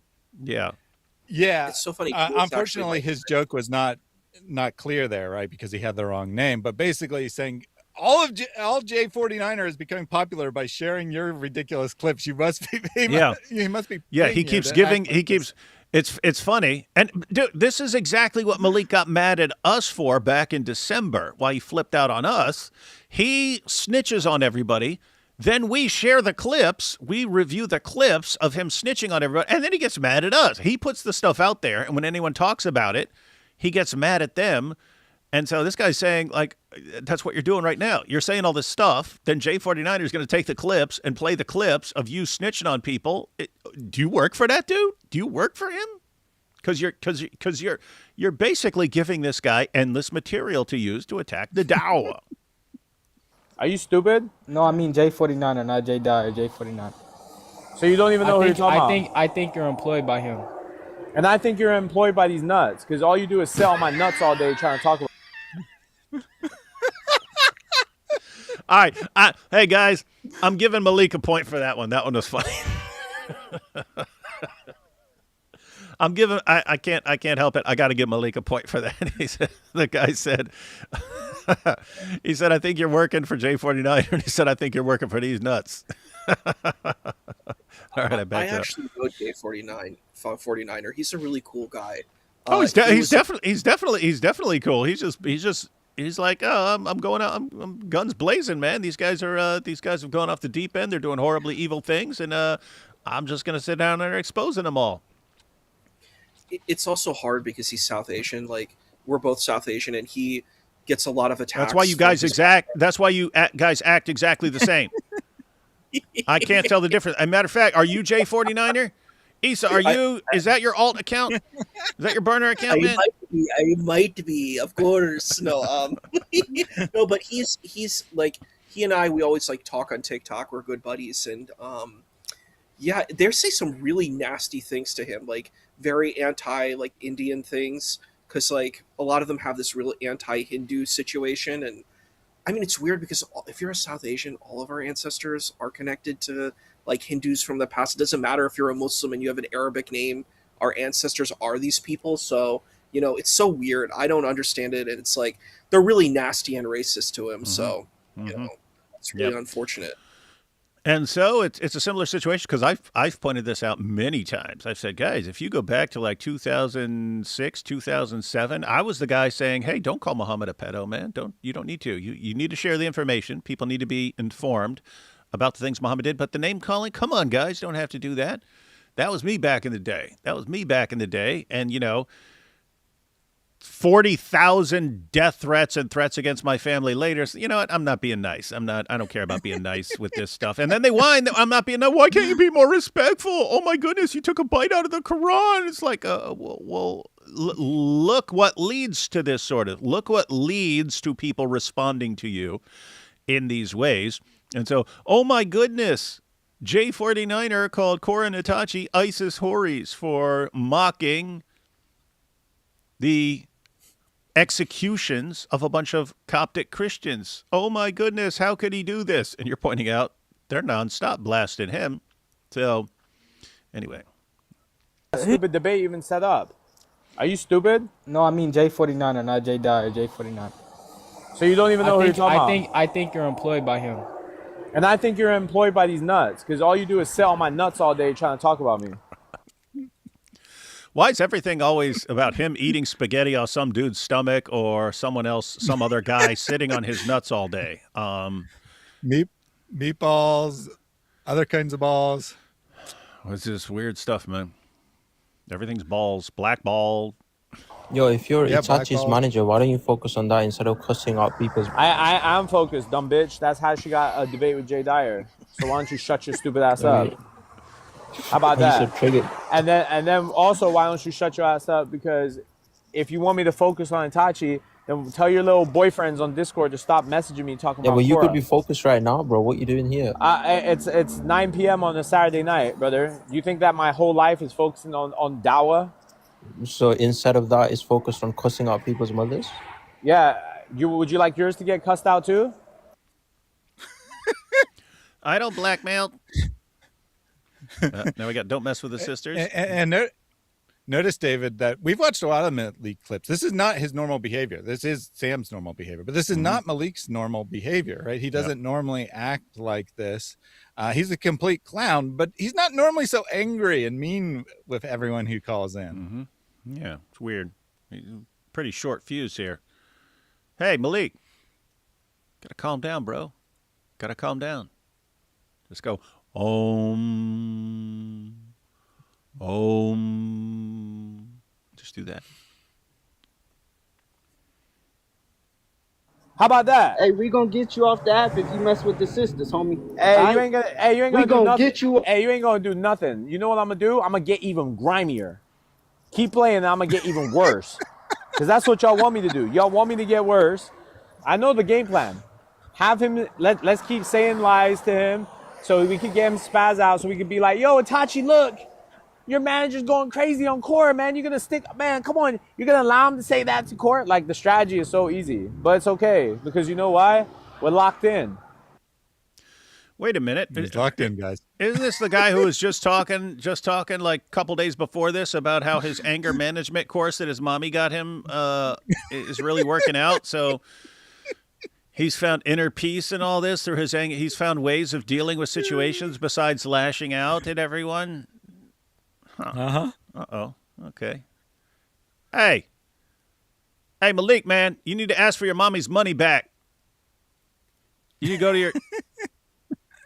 I don't know. Maybe that course had some money back guarantee. Like if this doesn't help you and you still keep crashing out every 5 seconds, then your money back. I don't know, man. I'd have your mommy go in there and say, I want my $500 back for that anger management course because it ain't work.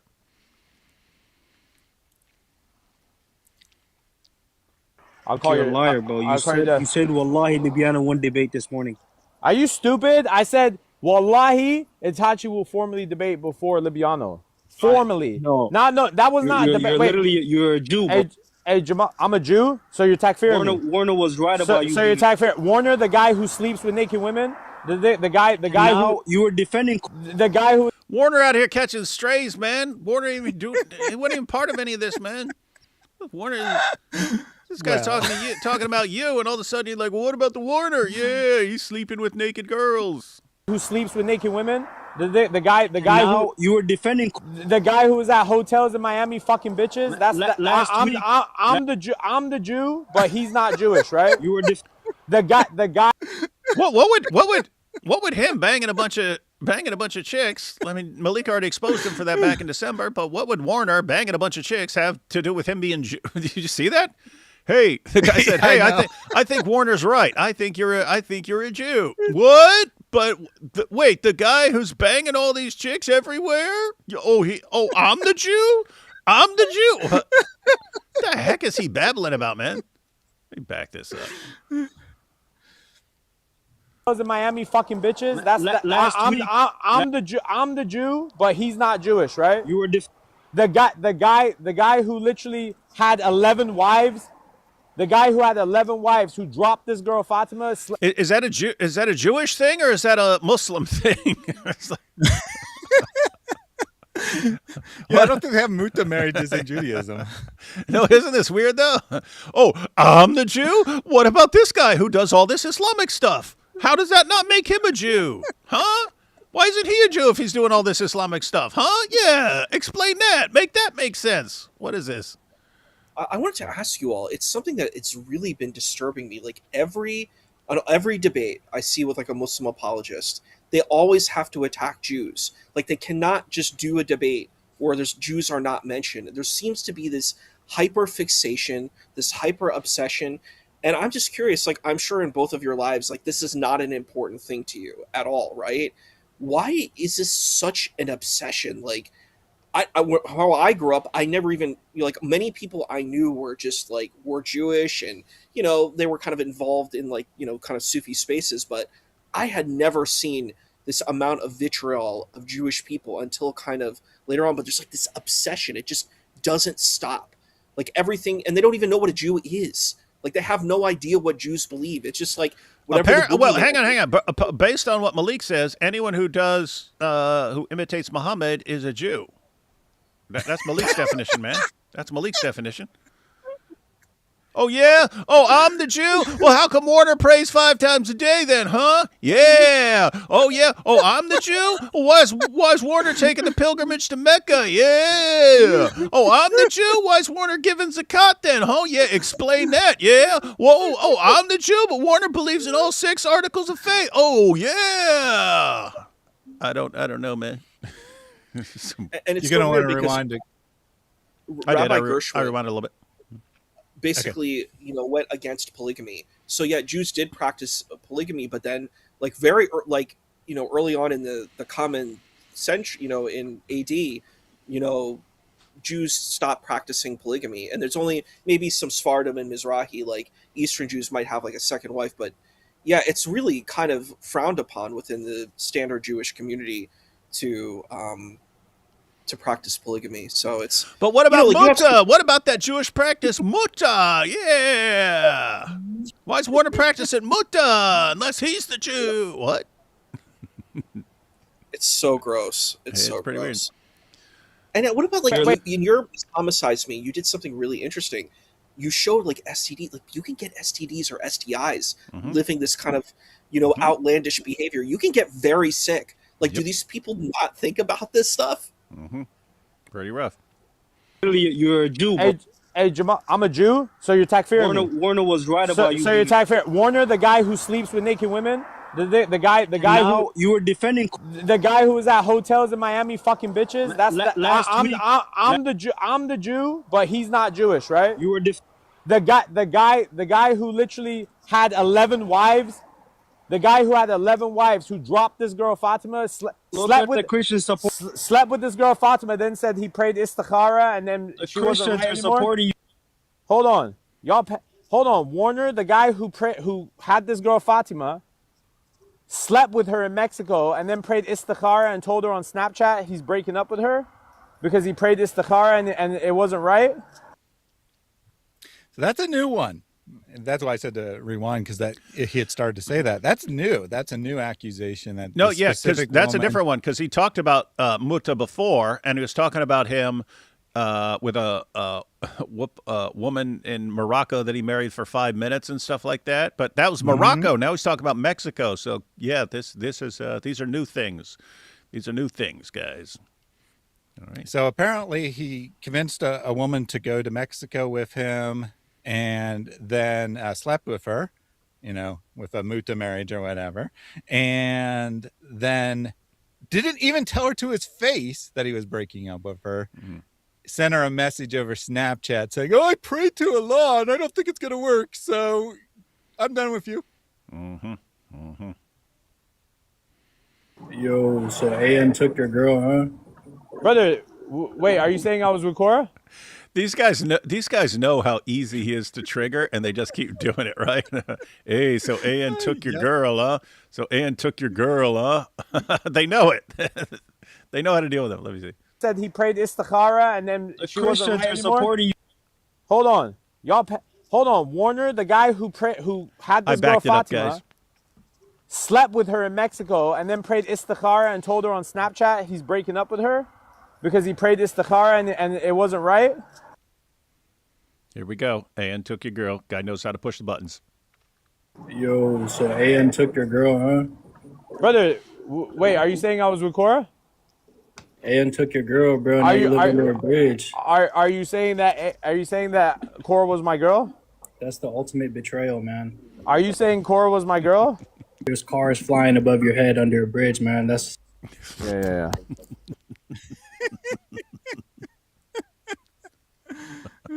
Like, listen, bro. This is all about self-respect. If people keep lying on your name, saying random shit, I'm gonna come live and I'm gonna give you what you want. I'm gonna give the community what they want. This is what the community wants. I'm gonna give the Zoot what they want. I'm gonna give Libiano what he wants, and I'm hoping that what he wants is for me to eat spaghetti off his tummy tum.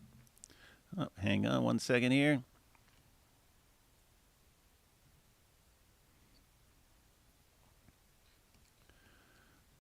Well. And then there was Sarah. I just need attention. What can I say? Okay. All right, we got Lady Issa here.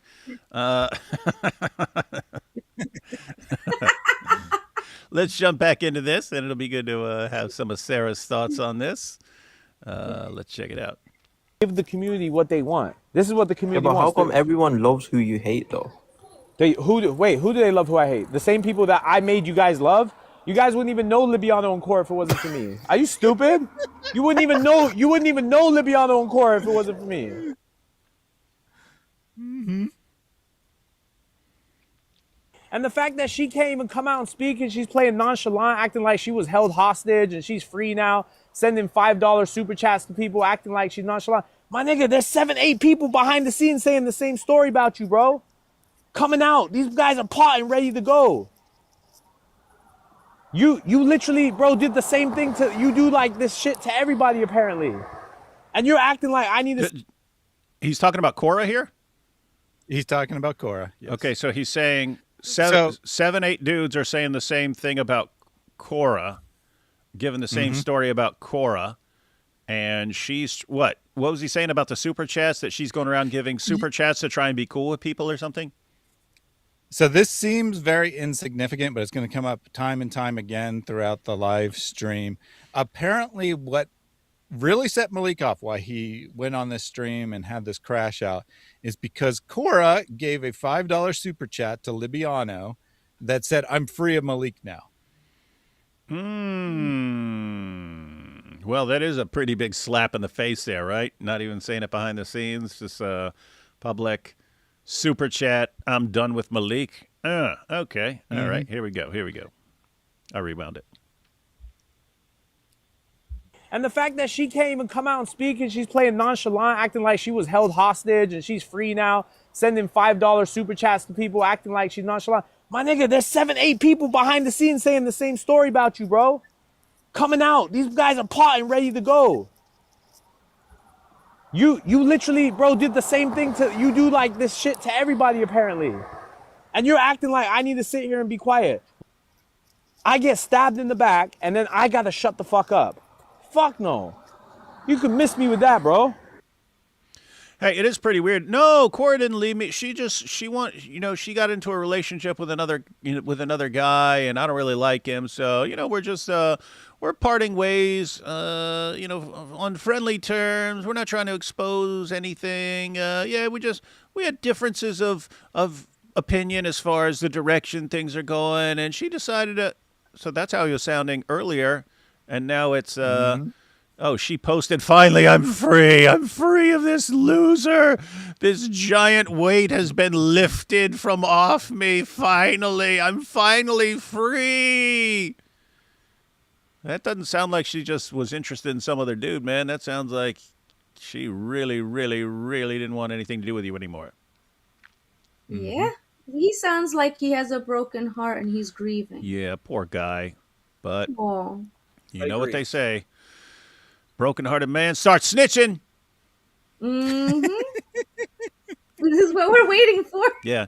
Hey, Maleek, you suck at rap, man. You suck at rap. You might want to try a career in country because it would kind of fit your life better. You can sing a country song, right? Sad country, like, she broke my heart, so I snitched on her. And then I snitched on everyone she knows. That didn't work, so I doxed her all day long. I got a broken heart from Korra. She broke my heart and I snitched. You know, something like that. That'd fit you better, man. That'd fit your life better. It's not going to work with rap, dude. So incidentally, I didn't include it. It was totally irrelevant. But now that you brought up Maleek's rap career, at some point, I don't remember if it was in one of the previous shows or in this one, but someone called in and is like, hey, can you drop a quick rap on Korra or whatever? And like, so he asked for a beat and the guy's, giving a beat. And then Maleek keeps like almost starting and then not. And then eventually he drops the guy. It's this complete clown. I was just messing with him. So I don't think he could come up with anything. I think was the gist of it. So I have a question. Do you think that Sam Shamoon will now turn on Korra because Sam Shamoon has an alliance with Maleek? So do you think now all that stuff about her being pure and pious will go down the drain? I'm just curious since the tides change quickly. Well, it's going to kind of depend on how things are going with Maleek and Jay Dyer and Cleave to Antiquity, because he's forming various alliances that some of them don't line up very well, especially when something starts splitting. And you might start thinking, well, he was so eager to defend Korra that if Maleek's attacking Korra, then maybe Sam will side with Korra. But he really does have he does come from a culture where if a girl has done anything outside of, she's evil and filthy and deserves to be attacked constantly and so on. So, yeah, I think he'll side with Maleek, but we'll see. All right, I'm so glad I'm an American. We got cancer to the Dawa. You heard it here, folks. Issa, come on, sing it with me, Issa. And I'm proud to be an American, where at least I know I'm free.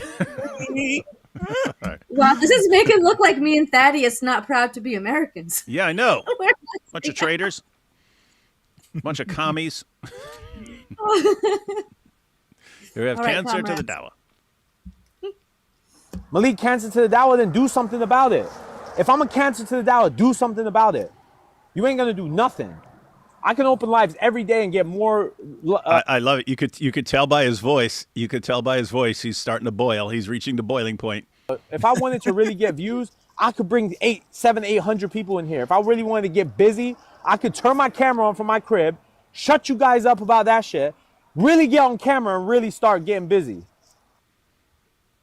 He could do it, guys. He could take over Dalba anytime he wants. He just never does, and he always sucks instead. Yeah, so clarification for those who either don't understand the reference or missed the previous episode. Warner accused him of being homeless, of not having a place to live. So he's like, I could turn on my camera, I could show my crib, and then you'd all be embarrassed. I got the receipts right here. I got the receipts right here. I could turn on my camera right inside my mom's basement. I mean, inside my apartment. And show you all, yeah, I'm not homeless. Yeah, I'm not under a bridge right now. Yeah, I'm living the Dawa life. Right, now we have I don't care. I don't care, dude. Watch my shit. Suck it. Hey, whoever's watching my shit, suck it. Suck these nuts. I'm not even laughing at that. I'm just like, as he escalates, you know what's coming. You know what's coming from Maleek when he starts losing it. And just know I run this shit. Listen, I don't care who you are, what race, what religion. If you want some silly shit right now, you gonna get it. Good to know. Warner's a sucker. Another one that got his whole life paid for by me when he was around me, who now is going to the pier talking about Itachi. Yo, Warner, I swear to God, bro. Warner, wallahi, bro. If I come see you in LA, bro, and you talk and you say anything about Itachi, bro, I'll put you down, bro. You ain't shit, Warner. I swear to God, you're a coward, dude. He can't be talking about just hitting him, because Warner.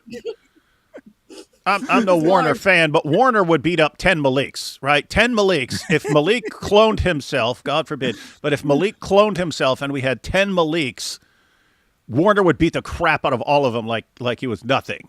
So when you say put him down, you have to mean just ending him. Yeah, so Central Dawa eventually joins the stream, and we'll see some of that later. But Central Dawa is saying the same thing, that I'll fight him and I'll take him out. Central Dawa weighs about 90 pounds. He weighs Central Dawa weighs about as much as Warner's calf muscle. Just his calf muscle. What are these guys thinking, man? I don't know.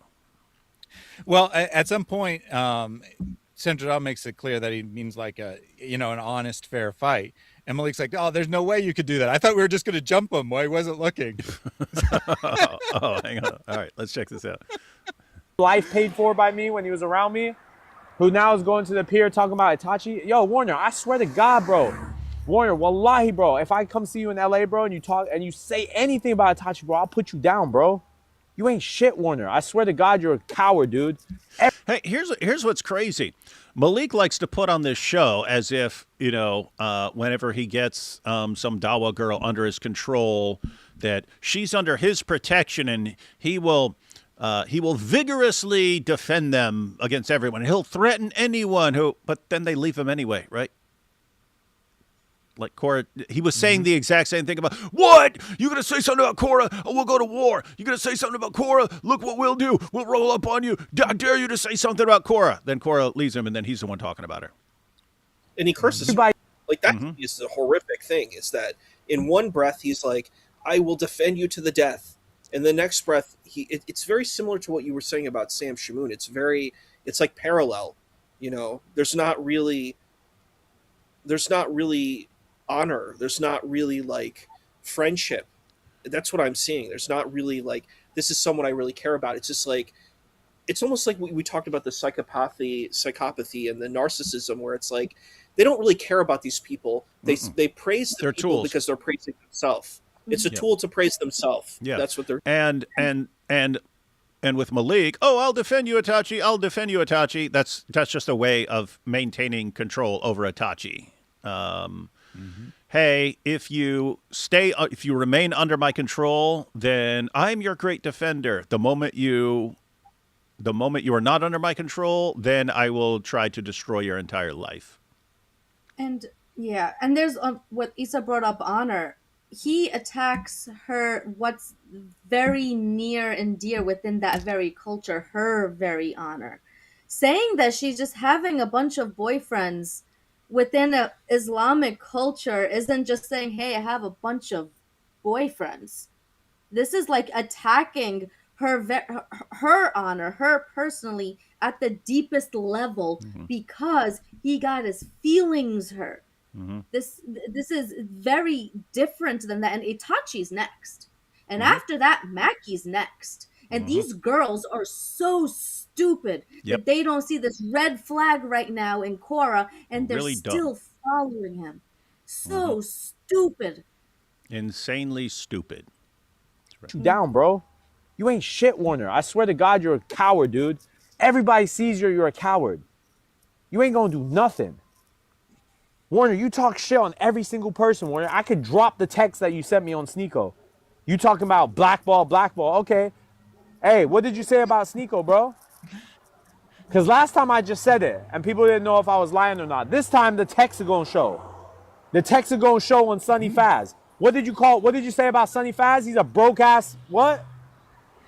He borrowed how much from Sneeko? I'm looking forward to this text. And then at the end, on top of the fact they screwed you over in the end, that you now have to take shit saying that, they dropped you or this and that, and they don't come out and be like, listen, man, I did Maleek wrong. I got into a relationship with another man. I was talking to other men for months. I was even talking to other men since I met this guy, different men, and I decided to walk and go do my own thing because I'm locked in with somebody else now. Who cares? Why would that matter if he was just our manager? Yeah. Feelings. And it was all, and you just heard her, and so she's talking to she's with some new guy, but she's also still talking to other guys, even though she's with this new guy. Crazy. She's an adult. It's her business. Like, this is common sense. Well, the Jew? If they were boyfriend and girlfriend, then he would actually have a point, right? If she was saying that she was his girlfriend and she's talking to other guys, he would actually have a point then that she was cheating on him. So I guess it depends on whether they're in a relationship or not. And we'll get more on that in a bit. Maleek is. Who's the Jew? Hey, shit saying that, oh, they dropped you or this and that. And they don't come out and be like, listen, man, I did Maleek wrong. I got into a relationship with another man. I was talking to other men for months. I was even talking to other men since I met this guy, different men. And I decided to walk and go do my own thing because I'm locked in with somebody else now.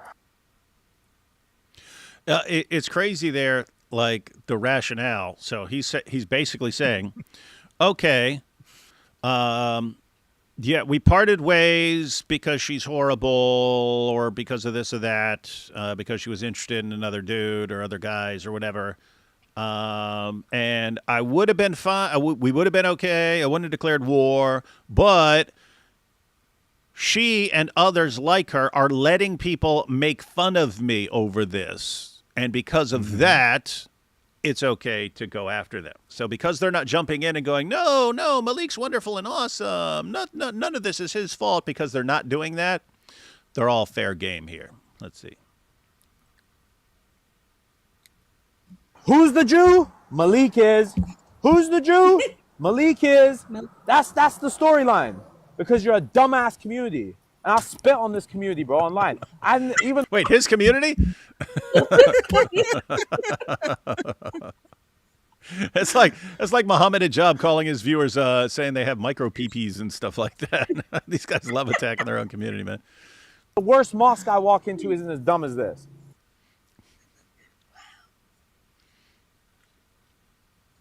Keep my name out? Hey, bro, I could walk away. I could be like, you know what? Korra's done this to me like how many times now? 3 times over 4 years. So it's like, hey, man, just another one bites the dust. Right?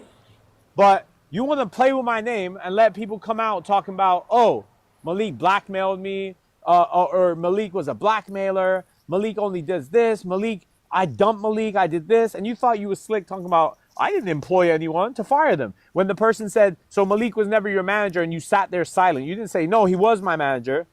He was my manager. He did everything for me. He did everything for me. Everything, capital letter, everything. Right? You didn't say that and have respect and be like, listen, man, everything? Everything, capital letters. Capital everything. Everything? Everything for me. He did say everything that she did this me. to me 3 or 4 times, right? This is the 3rd or 4th time she's done this to me. It's not the 3rd or 4th time that she's declared he's not her manager. It might be the 3rd or 4th time that she cheated on him in a romantic relationship. But if he's been with her romantically for 4 years, we got a big problem because she's 19. Everything, capital letter, everything. Right? You didn't say that and have respect and be like, listen, man, we parted ways because, you know, it was because of me and because I wanted to go date somebody or marry somebody else. Someone else. He did put in that. And I walked away because I'm with another man, and because I lied, and because I've been with other men since I met him, been with other men since I met him. Been with other men. Been with other men since I met him. Let me back this up. And I walked away because I'm with another man. And because I lied, and because I've been with other men since I met him, doing grimy shit, and I lied to him and faked who I was in order to get him to help me and do all this for me. And then you go online and be like, Allah did everything. It wasn't any of us. Yeah, that's nice.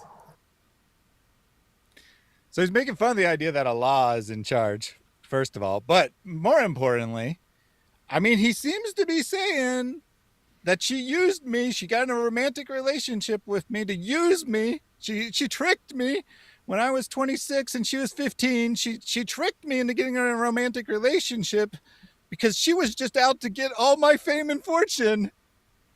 But she wasn't real. She was with at least 2 guys at all times.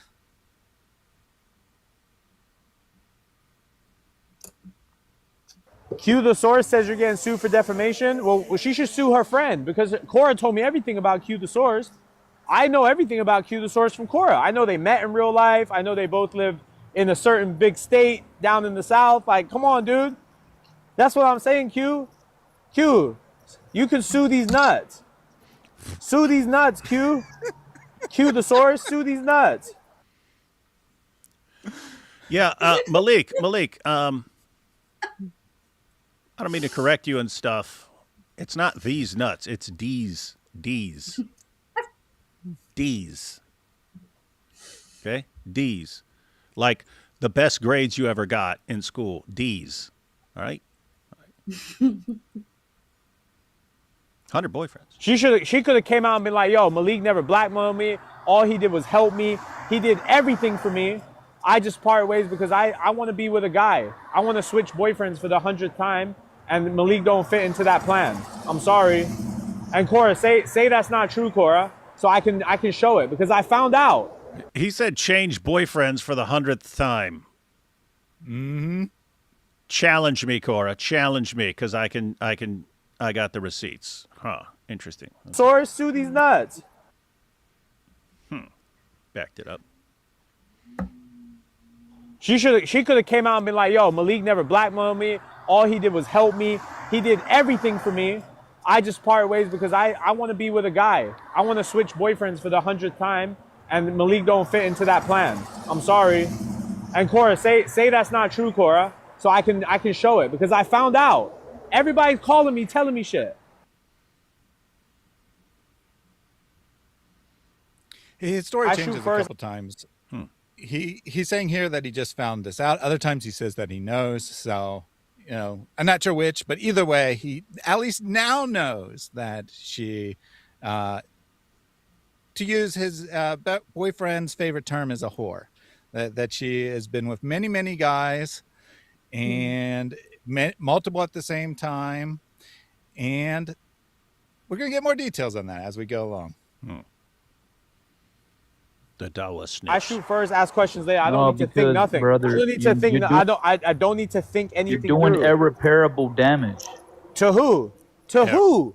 Brother, I did this 3 years ago in a whole other situation. Nothing happened. Y'all can't do nothing. Because he didn't face consequences for doxing everyone. He doxed everyone. He doxed the whole Muslim community, basically. At that time, he had an even tinier following. He probably had like 10 people watching or something. Mm-hmm. But he went after a whole bunch of people 3 years ago, and there was no legal consequences to that. He did get off the hook for it. And so they can't do nothing. They can't stop him. He's here doing the same thing again, going after the whole Muslim community, and they're not going to stop him.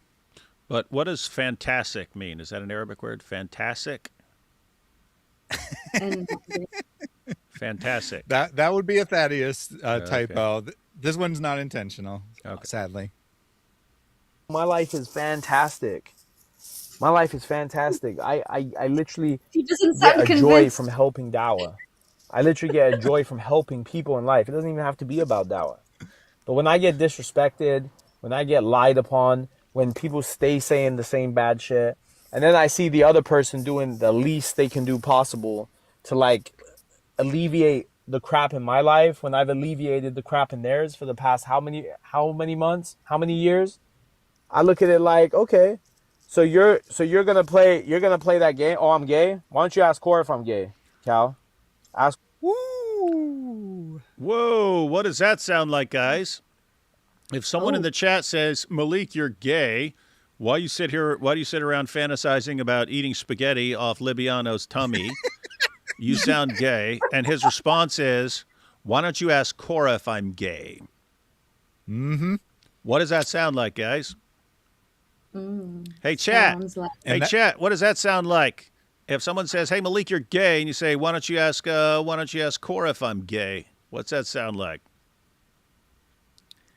Like, what would that have to do with him being her manager? Uh-huh.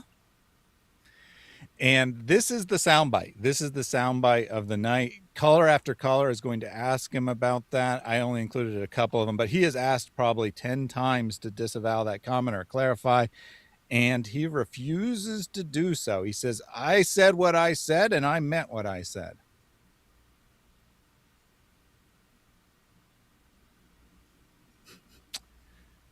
So that is the soundbite.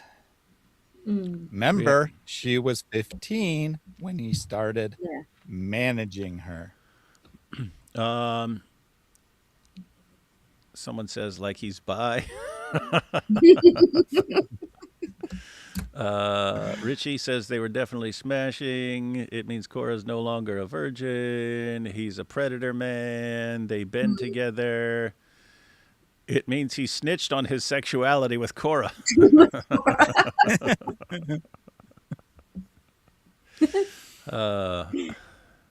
I got they've been diddling. Korra. Yes, he is gay. That would be funny. That would be funny if she just posted that. Korra. Just do this. Post that little clip of him saying, ask Korra if I'm gay, and just yourself going, he's gay, and cut it there, and we will be on your side from then on. We will be on your side from then on, because that will be legend. That will be legend status. Here we go. Korra, if I'm gay, shut your stupid ass up. This is almost immediately after, right? He's going to be challenged on what? I don't remember if he's challenged on that or it comes up in a different context, but he's going to say, what do you mean that they're not married? There's this thing, nikah. But you just slandered I did implicitly. What did I slander? What did I say that slander? Hold on, you dirtbag. Slander means I lied on somebody's name. Tell me what I lied about Korra. You just told someone that you have evidence of her being a Zania. When I said the word Zania, show me where I said Zania. You didn't say Zania. You just said you had the evidence for it. So you're saying it implicitly. Okay, so you're a liar. If I didn't say the word Zania, then why are you even mentioning that word? If you do an e-marriage or an e-nikah or an e-loving, is that Zani? Being a Zani? You see? They had an e-marriage. No one is e-marriage. Huh. But that's not what he said. Is that Zani? Being a Zani? One thing I want to say, it seems like to them marriage. Oh, sorry. Go ahead. No, you can go first. I was just going to say, like, when they talk about marriage, it just sounds like it means nothing to them.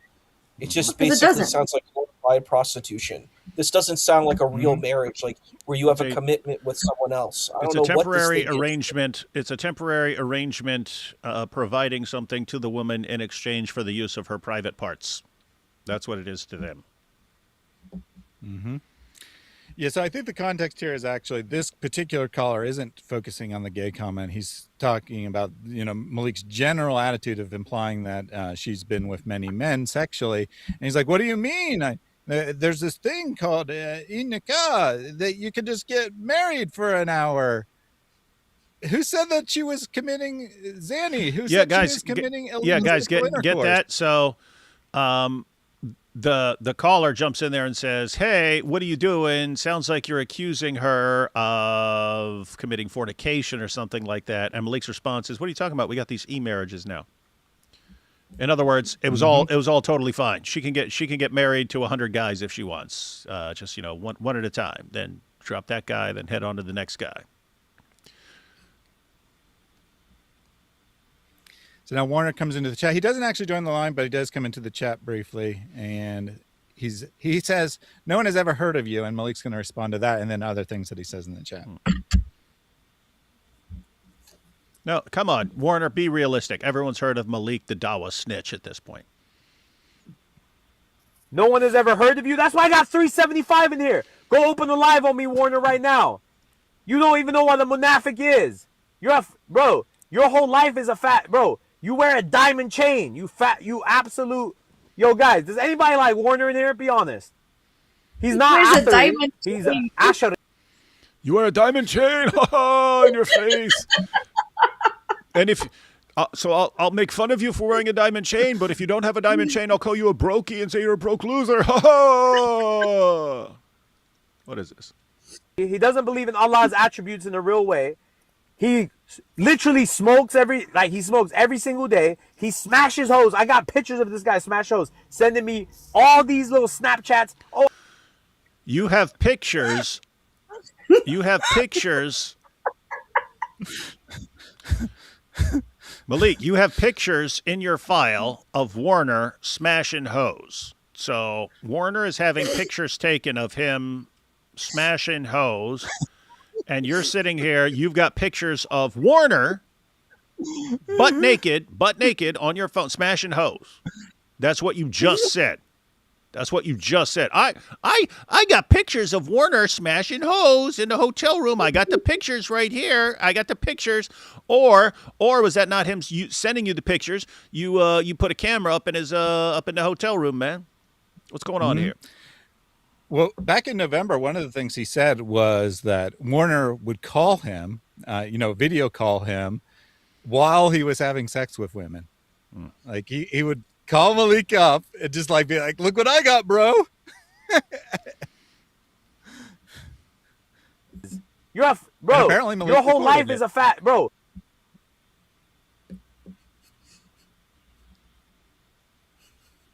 No one has ever heard of you. That's why I got 375 in here. Go open the live on me, Warner, right now. You don't even know what a monafik is. Bro, your whole life is a fat, bro. You wear a diamond chain. You absolute. Yo, guys, does anybody like Warner in here? Be honest. He's not Athari. He's Ashari. He doesn't believe in Allah's attributes in a real way. He literally smokes every single day. He smashes hoes. I got pictures of this guy smash hoes, sending me all these little Snapchats. Oh, I prayed istikhara after I banged you, and I'm done now. Brother, doing Illuminati symbols, talking about I'm in. Jealous of you? What's there to be jealous of? Brother, your clothing size is not even reachable. You wear triple XL. What would I be mad of? That you have gout? Brother, you have gout. What's there to be jealous of? You have gout, Warner. You can't even walk. You have gout. You have all health issues. Your whole life, you don't have a woman at 33. You've been married 11 times. You don't even know what love is, dude. You sat on the phone with me for hours. You don't even know what love. Wait. He's criticizing the Warner for not being able to keep a long-term relationship with a woman. Because he's saying, hey, you're 33 and you don't even have a woman. But he's been married 11 times. Who's Maleek married to right now? And what long-term relationship has Maleek been able to hold on to ever? It's weird. How many engagement rings did he need to get back? Mm-hmm. Quite a few. Love is, dude. You sat on the phone with me for hours. You don't even know what love is. Show us you know how to pray. You dummy. Were we not in Mecca together? Were we not in Mecca together? Did we not pray outside of restaurants in different countries? You were in Mecca together. Is that where you got the pictures? You're a liar, dude. You're coming online slandering. But Warner, you show us how to blow O's with the hookah, brother. Because that's what you're good at. Blowing O's with the hookah. Hey, yo, do you guys know how Warner laughs it? You know how Warner laughs? Have you heard that? Have you guys heard that's how Warner laughs? Hey guys, have no fear. The Warner's here. I feel sorry that you live at your parents' house at 33. You 33, dude, living at your mom and dad's house with your brothers and their wives. He's got like 8 people in his crib. And I'm the one that's homeless and this and that. Brother, I live by myself. I can spread my fucking legs out at night knowing there's no one around. I can scream in my house. Nobody can tell me shit. If you raise your voice, Warren, you got to go to the smoke shop to go get a swisher and to talk. So I have a question. You can spread your legs out under a bridge. There were several things here that were really strange. First, he critiqued Ashari, the Ashari Creed. Most Muslims actually believe that. They don't believe in the Athari Creed. That's like the hyper-literalist one. Most people are not with that. You know what I mean? Because it doesn't work like for modern sensibilities. Ashari and Mutaridi are more rational, reason-based. creeds. So a lot of Muslims usually take that one because that's how it works better in modernity. The Athari Creed is this like literalist one that a lot of people that are particularly on the online Dawa scene are on. But what's strange to me, what I don't understand is people who are on the Athari Creed, who are literalist, why are you using modern technology made by non-Muslims? Why are you on the internet? Why are you going to stores and using modern technology and using all of these modern things that non-Muslims made? This is something that makes no sense to me. If you think that your creed is the best thing and you want to be on a camel and you don't want any technology, then why are you using these modern things that, non-Muslims made? I don't understand it. And what was the last thing he said? He was talking about, he was attacking what was his name? The Warner from because he lives with other people. I'm like, why do you care about modern American standards, like modern, the modernity type of standards of like nuclear households and, being, a part of capitalism? Why do you care about that? You were supposed to live with a bunch of people. That's how ancient Muslim people were. Lived in households with lots That's of how it people. was. That's how it was even in the U.S. until, several, back in like the 1950s. Like in New York. In New York, the houses would be 3 stories tall, and that was because you'd have the parents living on one level, their kids living on another level, and the grandparents living on one level and stuff. And that's how they do it. And then, so what's Maleek complaining about? The Warner sticking with his family, man. Families are stronger together, man. Keep all the generations together, stronger together. There's nothing wrong with it. That's just. Hold up. What is it? Why is he going? What's that? What happened? What happened? Yeah, why is he so Everyone in the entire universe apparently needs attention today. Look at Jai styling. Look at Jai styling. I heard we're talking about spaghetti today. Now, it sucks. I just ate spaghetti yesterday.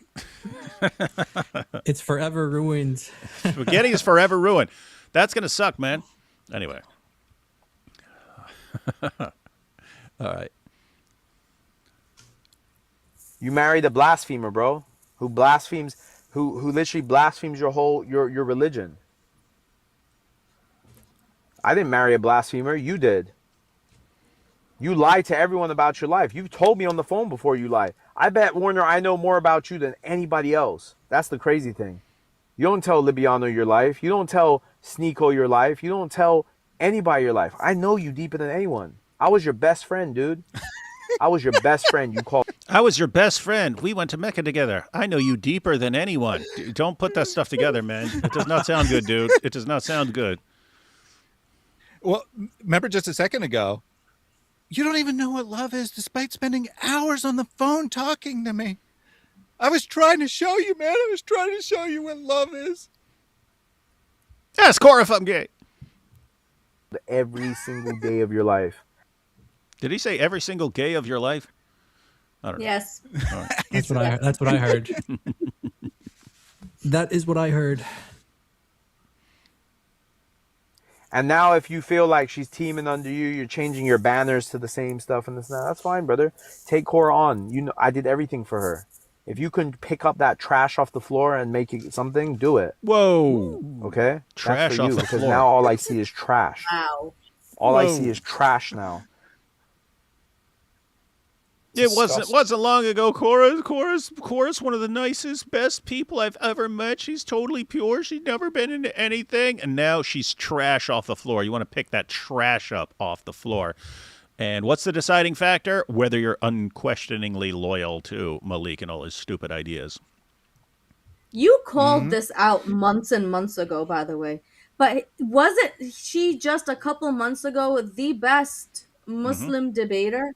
This is how he raised her up. Oh, and best being person. the And best person. Best person ever. No, pure, amazing. Gets mad when somebody calls her a hootie. And now she's trash.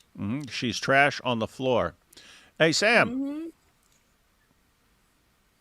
Hey Sam, you flipped out when J49er called her an ISIS whore for supporting ISIS murdering Christians. Maleek's calling her trash on the floor. Mm-hmm. You fine with that now suddenly because it's your buddy Maleek? And you guys help each other? Yeah, did you just admit to grooming Korra since she's 20 and you've known her for 4 years? Real quick. How was that grooming? This next clip, someone is pointing out the same thing that I pointed out. Then, when he's like, just ask her if I was gay. And so they're going to say, what do you mean? You've been dating her for 4 years, or you've been with her for 4 years. If you're not just her manager, does that mean you were grooming her? And check out his explanation for why it's not grooming. It's very interesting. Okay, let's see. Yeah, did you just admit to grooming Korra since she's 20 and you've known her for 4 years? How is that grooming? Because you've known her for 4 years and she's 20. So that would have made her 16 to 17. Yeah, sure. Okay. Well, Right. Hey, dumbass. How is that grooming? Do you know what grooming is? Well, what is grooming? Define it. Grooming means that you were red shirting the girl since she was 17 to be with her. Did I do that? I mean, she was. Who knows? I mean, you're hinting at it. No, I'm not hinting at it. Yes, you are hinting at it. Brother, can I tell you something? I would never be with a girl who's talked to half the app. I'm just being honest, and you could probably say that about me too. I would never talk to a girl that talked to half the app, brother. I already knew that from back in the day. But I thought he just found out. Yeah, he just found out. He just said he knew that from back in the day. Because guys, that's what I was confused about. Because he's Korra's pure. She's as pure as snow.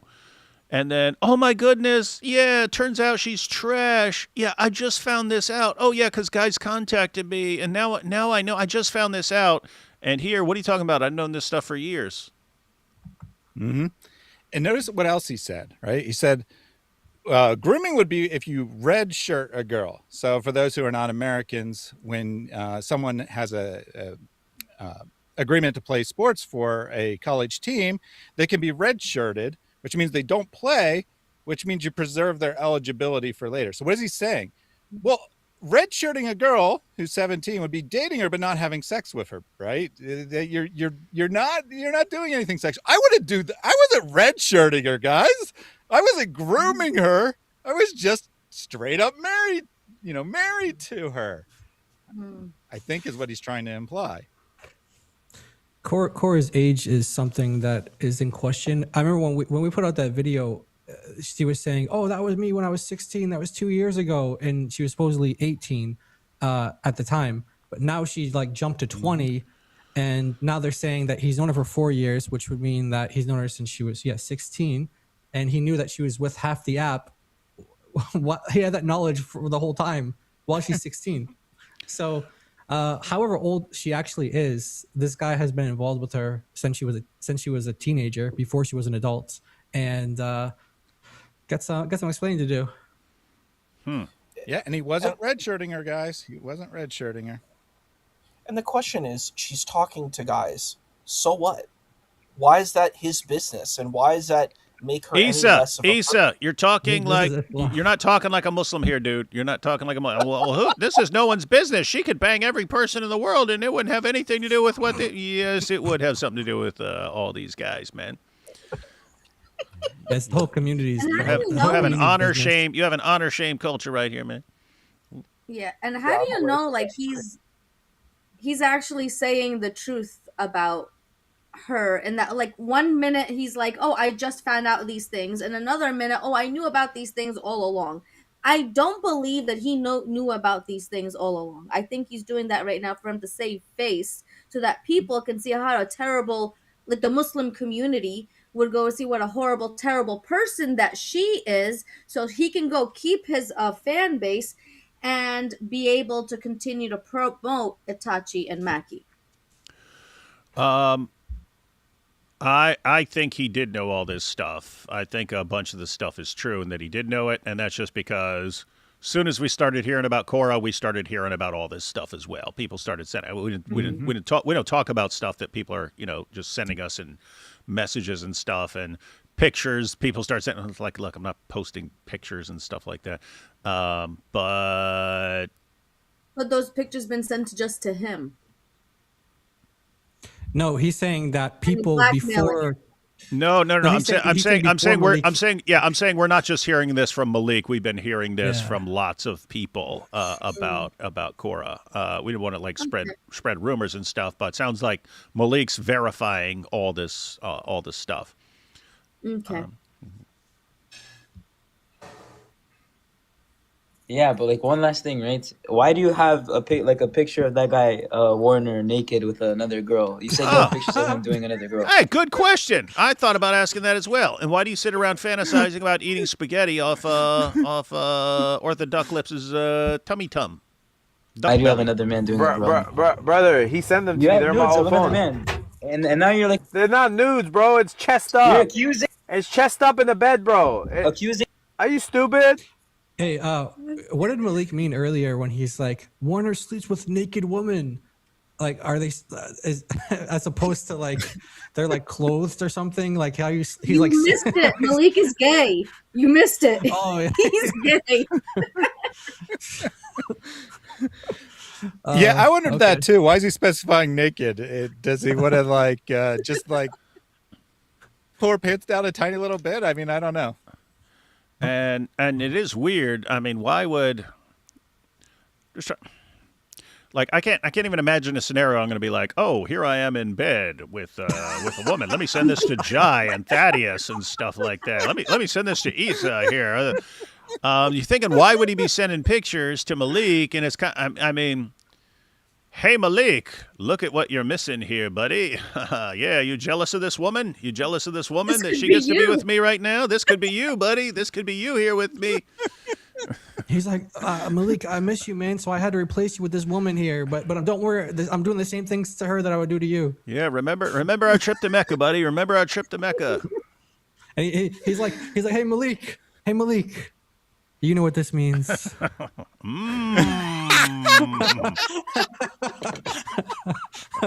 That's like their code. Yeah. Their code is spaghetti. Spaghetti on the belly. Spaghetti on the tum-tum. You remember when they were going for like the PDF emails and stuff like that? Like the code words were like pizza toppings and things like that. Well, these guys do it with spaghetti. Mm-hmm. They're like, oh, so how many meatballs do you want on the? It's code for like how many Dawa guys?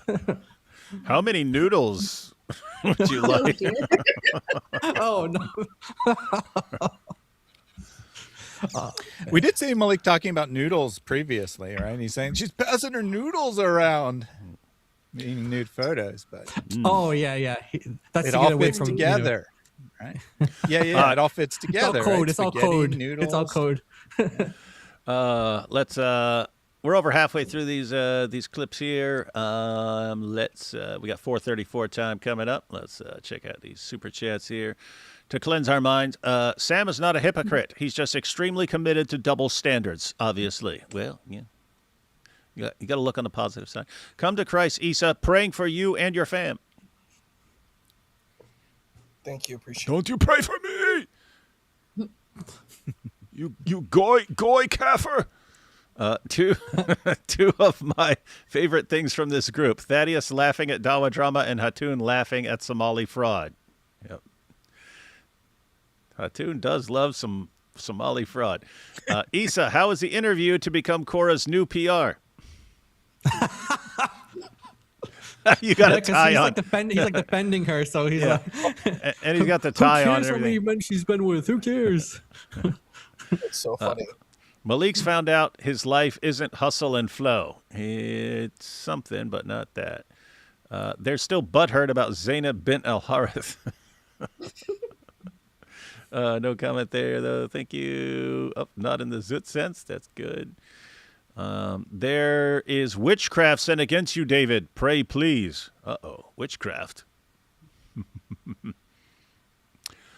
Issa, bad news. Your Muslim card is suspended and under official review. Just FYI, asking why the Muslims are obsessed with Jews is grounds for immediate revocation. You're going to have to reapply. I was confused by that as well. Maleek needs to make like a Garkid tree. Leave and don't snitch. Yep. He can't do it. He definitely ain't no Garkid. Issa, with your martial arts background, how many Maleekis do you think you could beat? I say at least 7, maybe 12 if you remove your beanie. Oh boy, they're funny. Dai always using nagger during apartheid. A slur was removed from the. Oh, what? Oh, I thought you were talking about someone who nags. During apartheid, a slur was derived from the Arabic kafir, but that somehow has no connection to Abid. I don't know what I mean. In South Africa, they called people kafir, actually. Yeah. They would call people. Yeah, so they use that word. There's a tear in my beer and a zoot in my boot. The definition of black male changes when it comes to Maleek. I'm not a black male. I'm an Arab male. 375. Who's been with more men, Maleek or Korra? Uh-oh. Maleek. That's actually not because of the joke there, but I failed to point that out. I believe that's the highest number he's ever said on his live, that there's 375 watching his crash out. He's like, what do you mean I'm crashing out? There's 375 watching right now.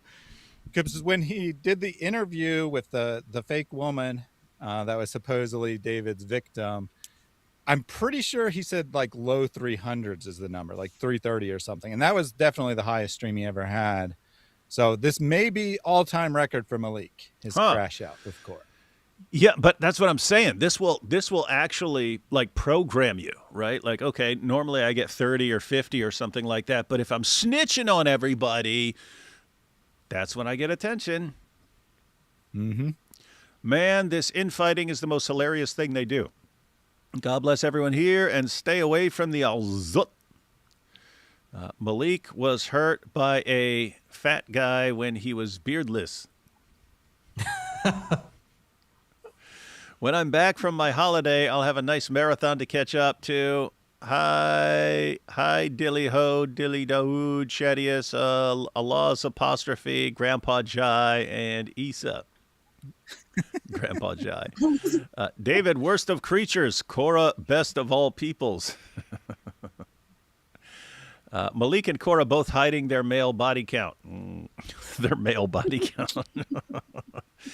If Korra the Explorer said she wasn't paying Maloink and he insinuated they were dating, does that mean his work was all pro bono? Mm-hmm. Pray for Jay and Tech from Apostate of Allah's earlier stream. What's that, Sarah? Jay and Tech, he is an ex-Muslim in Pakistan. Ooh. Who left Islam, who is now under trial. He's gonna have I heard about him. Yeah, on the next month, on the 4th, I believe, for waging war against Pakistan, because he posted up videos talking about like warning the West, if you import the third world, you will get the third world. Mm-hmm. And also leaving Islam. So he's, also for the blasphemy laws. So he needs prayer. The chat asked, and I asked him if there was any way to support him. There is no way to support him financially in any way, but what we can do is pray for him, and that we do have a sovereign Lord who cares about his children. And it's difficult, and it helps us put into perspective where we are, because, for example, after church, we wonder where can we go ahead and eat lunch. There are many Christians all over the world that don't have that privilege, or even have a time where they could have their after church nap. There are many Christians who go to church not knowing whether or not they're going to get home. So also pray for the persecuted church, and thank God for the little privileges that we get here in the West, and share the dang gospel here in the West. Yeah, he needs to get the heck out of there, man. Mm-hmm. And you can read all about it in my new book, The Spaghetti Code. Good. Pleasure. Hey, Issa. Issa showed up in the chat. Pleasure to stream with D Wood, Thaddeus, Jai, Apostate of Allah, and chat. And pray Maleek, Korra, and Sam repent and heal. It's good. Amen. All right, Amen. now we got 4:34 time, ladies and gentlemen. Here we go. Mm-hmm. I know. Ouch. Ouch. So that's Korra, Warner, and then who's the third one for? Aki Eggs? Chicken, who's that for? Aki Eggs? You get... Ouch. Damn. Korra and Warner both catching it. Ouch. So that is Chicken Nugget, who's been mysteriously absent from Maleek's streams for several months, basically since he started promoting Korra. Chicken Nugget is a female Muslim, married, who loves to come on Maleek's streams and flirt with him for hours at a time. She suddenly showed back up now that Korra's out of the picture. And she gets on and she starts whipping people. I mean, obviously not actually people, but metaphorically, literally whipping like the air or whatever, and metaphorically whipping all the people who are going after Maleek. That's they have like these they have these soundboards now with all these like weird like childish like sound effects, like nothing actually funny. So you'll see like Maleek will do these during his live stream and just like put on some random sound effect, and people like try to figure out what it is. It's just like some stupid sound. He's like, you guys see that I got the soundboard. It's like he's like it's pro. He's like a DJ or something like that. Well, it's just weird. I mean, he's sitting there talking about eating spaghetti off someone's belly and got whipping sounds now. And what are these guys into, man? It's creepy stuff. Anyway, hallucinating. Did he drop Ask the Nerve because he was rapping better than Maleek did? I'm just wondering. What happened? Did you drop that guy because he was rapping Who is better this, than Korra? you? Were you jealous? Wait, who's this, Korra? Korra. Oh, wait. Is this Korra? Does she My sound bad. like Korra? I saw a user in the name. I thought it was Korra. My bad. Bro, did you just her username was- hallucinate? was- He saw Her username was user in her name and said, "Oh, is this Korra?" Because she's a user. He was rapping Who is better this, than Korra? you. Were you jealous? Wait, who's this, Korra? Korra. Oh, wait. Is this Korra? My bad. I saw a user in the name. I thought it She's going, Korra, Korra. was Korra. My bad. Bro, did you just hallucinate thinking you were hearing Korra? No, I saw a user on the name, and I thought it was Korra. Brother, this is bad. Like, I know grief, but holy shit. You're hallucinating. Brother, you're not a therapist, doc. You're not a therapist. Brother, that a was doctor. like stage 2 of grief. that guy is the doctor, by the way. He's a medical doctor. I'm a medical doctor. I have no insults. Anything I said about Korra was not. I was doubting What's this guy because at first I was doubting he was a doctor because he just sounds like an idiot when he talks. He's like, he sounds like he's drunk all the time. But then I heard him diagnosing Maleek one day. I'm like, wait, this guy actually knows what he's talking about. He was just going into all the symptoms of like borderline and schizophrenia, and he was like just listing things. He's like, yeah, this reminds me of my third year of med school when I was doing psych residency, and he was like, it reminds me of Maleek so much. I was like, yeah, this guy's actually legit. He actually is a doctor. Not a doxer, a doctor, everyone. Yeah. Anything I said about Korra was not an insult. It was all truth. Not a single lie. Not a single extraness. I never said nothing that's a lie. Whoa! So changing boyfriends 100 times and okay, interesting. And it's not an insult if it's true. Yeah, being with half the guys on the app. That's such a bizarre thing. Saying because it's true, you're not insulting. You're still insulting whether it's true or not. I don't know if he understands what the definition of an insult is. Yeah. It's like if I say, "Hey, Maleek, you're a pathetic loser and a dumb dork." That's all true. I'm still insulting you. I'm still insulting. That's an insult, right? But it's true. I dare MRQ or any of her little bootlegs to come out and say anything I said is a lie, so I could just free myself from it. You know what's crazy about this whole thing? No Muslim ever called him a liar through this. Like with the Warner stuff, back in December or November, whenever that was, they were all calling him a liar. no one ever called him a liar for this Korra stuff. None of the Muslims called him a liar. Yeah, where's everyone who knows Korra stepping forward going, what, Korra? Are you crazy? No, none of that is true. We got chicken nugget. Wow. What happened to being a better Muslim a couple weeks ago, bro? What do you mean being better, brother? I am being a better Muslim. I'm. You know what a good Muslim does when they're being played? They speak. You snitch. They snitch. That's what he's about to say. They snitch. You know what a good Muslim does when they snitch? Hang on, I just backed it up. We're gonna get him saying that you gotta snitch. What happened to being a better Muslim a couple weeks ago, bro? What do you mean being better, brother? I am being a better Muslim. I'm. You know what a good Muslim does? Snitch. When they're Snitch. being Snitch. played, they Snitch. speak up about it. Say it. Justice. He There's did. 3 ways for justice. Like hair with a teddy bear. There's 3 ways to get justice: snitch, snitch, and snitch. Those are the 3 ways. You got to snitch, snitch, and snitch. About it.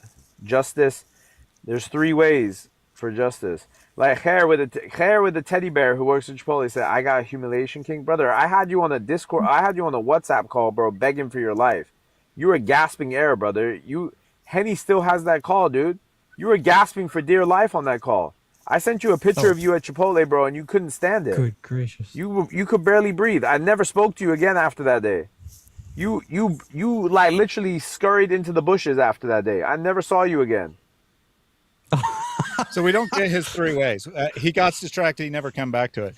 But he sees someone in the comments he doesn't like, right? And he's like, remember when I sent you that picture of you working at Chipotle? I mean, I don't know if that's true or not, but like the point is, right? I had a picture of you in your place of work. What is the purpose of sharing that picture? It's not to make fun of him for working at Chipotle. It's to say, I know where you are, right? I can come get you. And he said that this guy panicked over it. I don't know if that happened or didn't happen, but Maleek is saying it happened, that I threatened this guy by sending him a picture of him working, and he panicked because he's a loser. Mm-hmm.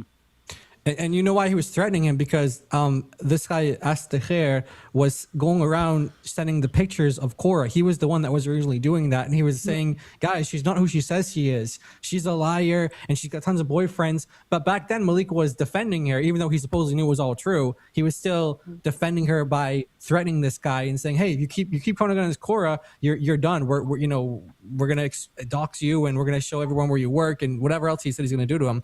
Well, now all these people are coming out of the woodworks and they're like, we told you so.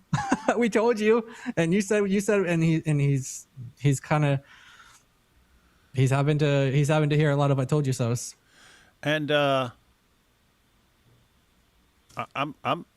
still not getting over, like, we missed out on these 3 paths to wisdom. I mean, 3 paths to justice.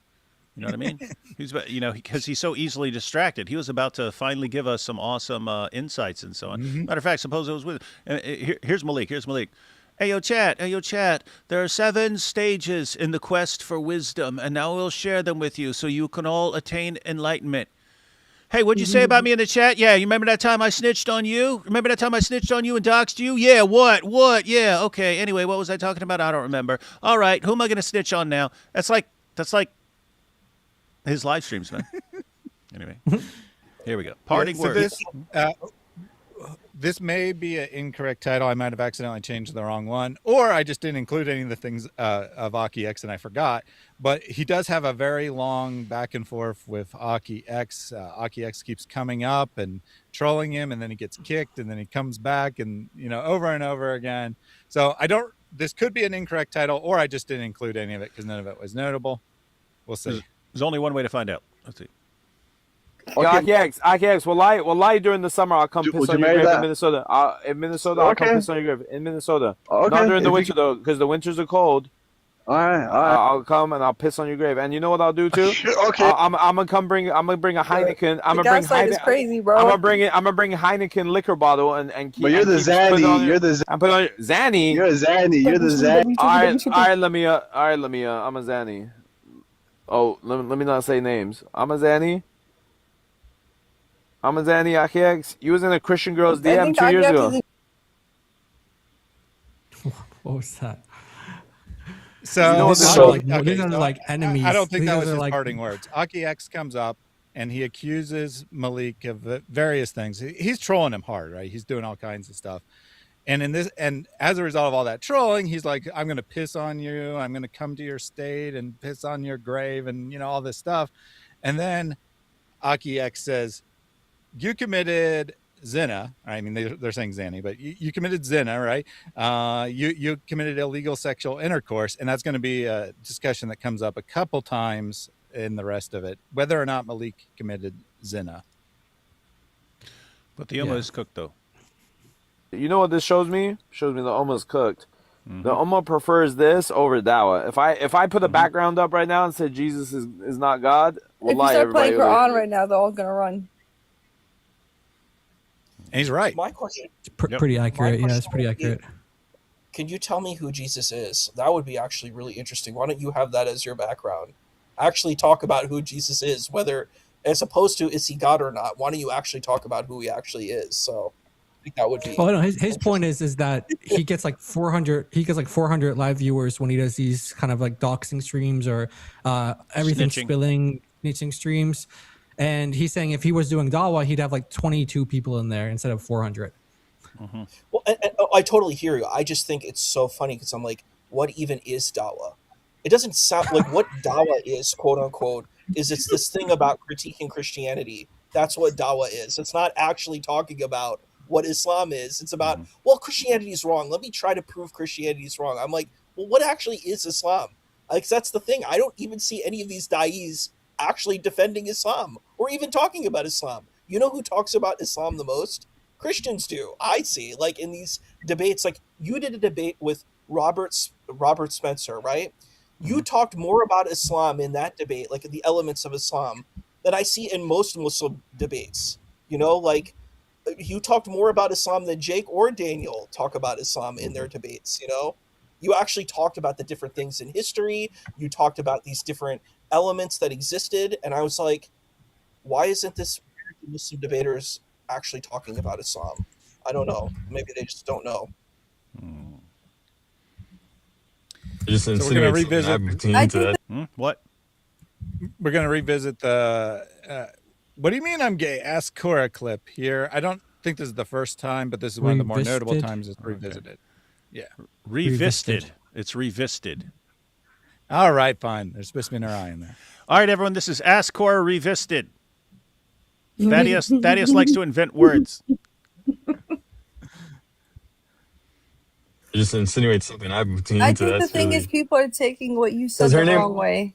Her name That's wasn't all. mentioned at all in that comment. I You know what I agree. mean? I agree. I said it very on purposely. I said it very distinctly On on purposely? purpose. You were mad that somebody called you LGTB, and your first thought is, "Oh, ask Korra." Ask Korra. Why couldn't you just say I'm a straight man? Why do you have to mention her name? No, I think you should ask Korra. Ask Korra. Mm-hmm. You did it on purposely, guys. Still sounds exactly the same. He had a chance to clarify if he didn't mean what it sounds like he meant. Instead, he says, nope, I said exactly what I wanted to say. Did you correct? There's a recording, right, of you asked about Korra leaving you, and you're like, "We're best friends." And you muted and you took a deep breath. You took a deep. You almost so say wallah you didn't cry. don't do deep breath. Say wallah you didn't cry. Say wallah you didn't cry. Say wallah you didn't cry. What? Why would I cry? Why would I cry over a chick? Say wallah you didn't cry. Just say wallah I didn't cry. Rabb Just say al-Kaaba, wallahi I didn't cry. What? Who I don't believes cry. it's wallah? Who you cried? See now you're just doing too much. So notice what he doesn't say. He doesn't say, "Why would I cry? We were never together." He said, "Why would I cry over a chick?" Right? Why would I cry over losing a chick? I mean, bro, they obviously didn't care about losing damage when they went live together, chuckling and shit, did they? If they really cared, if AN and Korra really cared about their image, they would have They wouldn't have went live together, kiki and haha, and then cracking jokes. Let's be real. If you care about your image and you're like looking at it like, oh my gosh, my image is so important to me, you wouldn't go live with the guy. Why'd you let me do that? You wouldn't go live with the guy. Hold on, let me finish. You wouldn't go live with the guy sitting there, and then you wouldn't be donating. You wouldn't be giving $5 or a super chat. Hold on. You wouldn't be giving $5. Okay, we get it. You said it. You wouldn't be giving $5 on a super chat when you've been making prior commitments $7,000-$8,000 in the background, and you dipped off and ran off like a spoiled You gave her brat. $7,000. This guy always tells on. He's like the king of projection when he calls people spoiled brats and things like that. He's like the most spoiled. I mean, even his text messages from his mom prove that he's spoiled. Like she just pampers him and spoils him. And so everyone's scared. Everyone's jealous of you because Yeah. you're so great and you're so wonderful and amazing and you're better than everybody else in the whole world, just like you are. Xenoboy. Yeah. So, so real quick there, just for context, AN is the Muslim that she's supposedly with now, the man that she's supposedly with now. He's like, if she cares about her image so much, right? If she doesn't want me to go and like call her all kinds of names, then why is she on a live stream with him, kicking it up and laughing with him? And why is she giving $5 super chats, which was to Libiano, not to AN? But she owes me $7,000 or. He's going to later say she doesn't owe it, that he put $7,000 up for something, $7,000 or $8,000 up for what?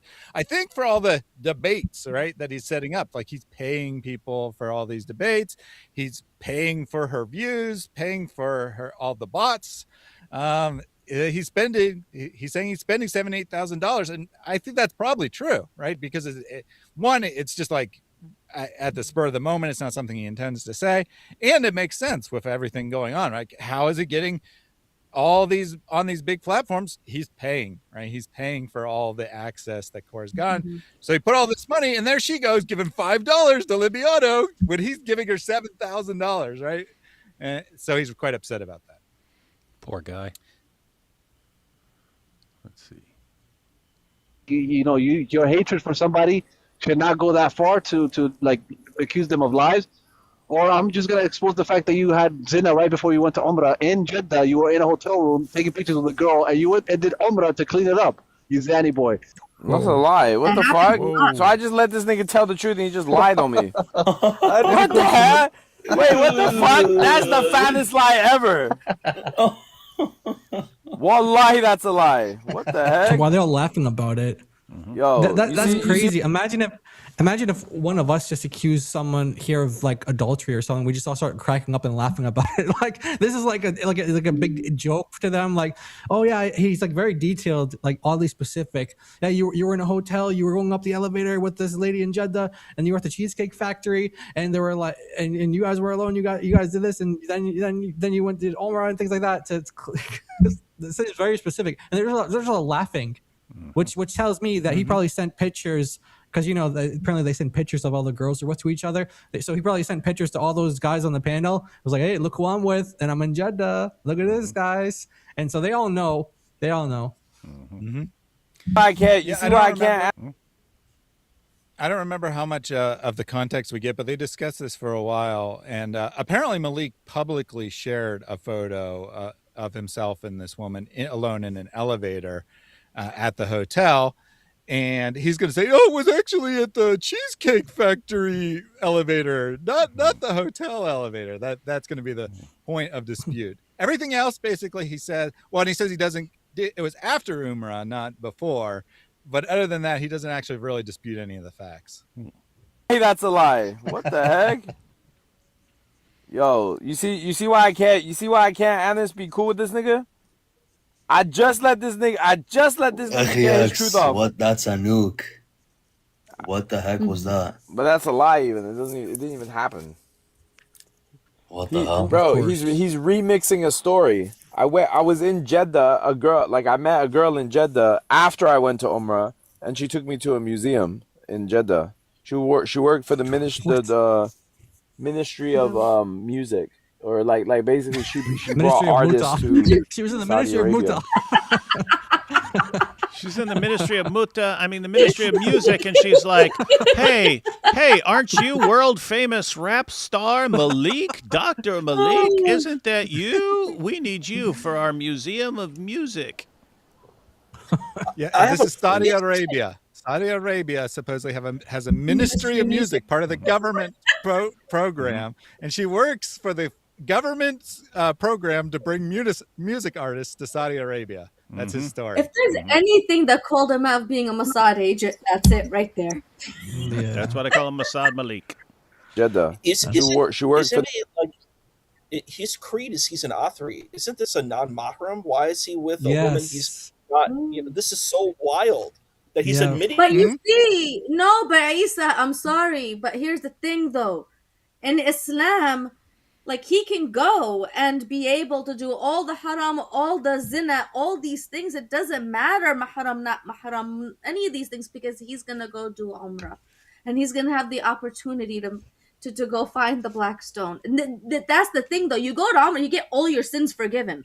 So you go and you pile up all the sins. It's like Mardi Gras. All right, you pile up all the sins that you get before now you go to umrah, get all your sins forgiven by Allah. And then if you have money, you could do it over and over and over and over again, because that's how easy it is. That's what he's repeatedly. That's what he's repeatedly accused Warner of doing. Says Warner just does all this stuff, bangs all these girls and stuff like that, does all this mutta, and then just heads to Mecca. Right. Yeah, and Isa was exactly. I was going to say Isa was exactly right. That's what this caller and other callers call him out on, and even Central Dawa eventually comes in and addresses this point and tries to make excuses for him, saying like he was just showing you his bad past as example not to follow him. Maleek's like, no, what's wrong with it?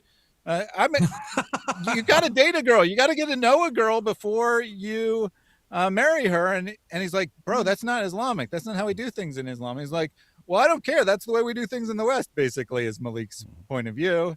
Yeah, he's claiming he didn't have sex with her, but he is saying that he's going on dates with women, no chaperones, anything, because you got to get to know a woman before you decide if you want to marry her.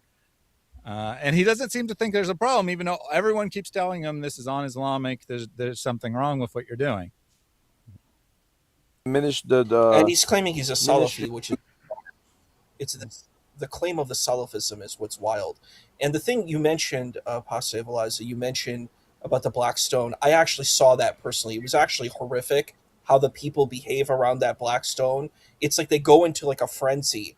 Like I saw it up close and personal. They go into this frenzy and they will like trample over anyone. Like I saw these men trying to trample over these women, so I tried to help the women, but I was able to help the women, but I got hit myself. But they were like trampling just to touch that Black Stone. It's like they have like an obsession over the Black Stone. It's like something else, And I'm like, you do know that it could be like dangerous if like a bunch of people kiss it. Like you could get some kind of illness, if everybody's touching that same thing, you don't know what kind of bacteria and what kind of stuff is on there, So it's like, I don't know, really insane what I saw. The people are like, we will. Yeah, it's idolatry. It is straight idolatry. And she took me to a museum in Jeddah. She worked for the Ministry of Music, or like basically she brought artists to Saudi Arabia, like music artists and stuff.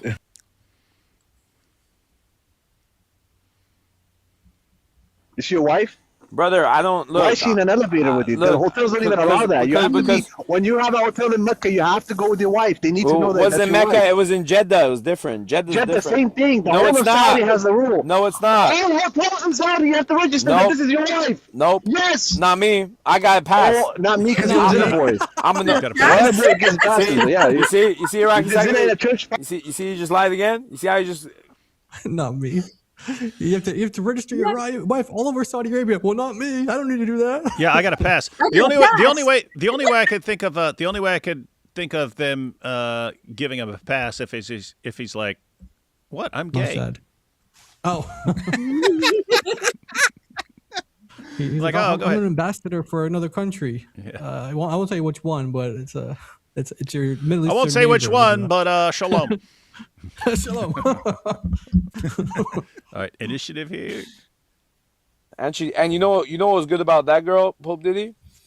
She took initiative. Like when we went to the museum, she like got the tickets. She like found everything for me. I just followed. Like I was just there. She got the princess Why sharing all these details with us, dude? Because I don't care, brother. She took care of everything, just like my mommy. Brother, one thing about She me, paid I'm gonna for tell you something dinner. about me. She paid for the tickets. One thing about me. She paid for everything. One thing I'm gonna be known for in the Muslim community, I'm real as fuck. Most of you niggas be smacking bitches in the back of cars and stuff. Like for me, I'm gonna be real. Yes, it's okay, brother. If you're trying to get to know a girl, it's fine. You can get to know her, bro. What? Why don't you conceal it?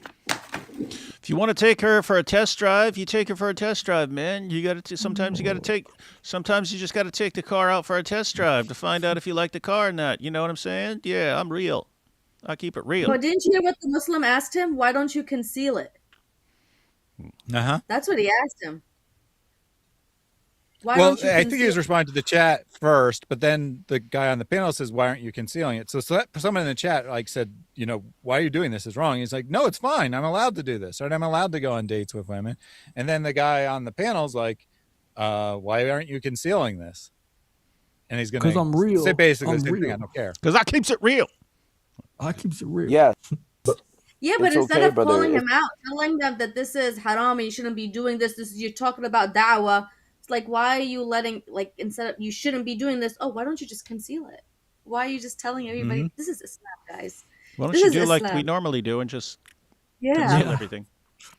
Yeah. You go if Just you're send if you're pictures trying to get to to us. know a girl, it's fine. You can get to know her, bro. Why don't you conceal it? Why not conceal it? Because I don't see it as like that huge of a problem, brother. You're trying to marry somebody or get to know somebody for marriage, like you go on a date with them. What?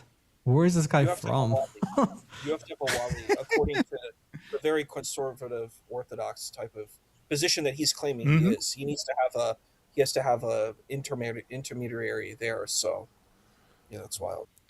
They meet each other like one time, and it's like both their parents are like in the house, and they're like, this is not like you go on a date or something. What is he talking about? He's in Saudi Arabia trying to like date women, and like that's crazy. Wow. You don't have no culture. You're like a California washed white boy who thinks he's smart.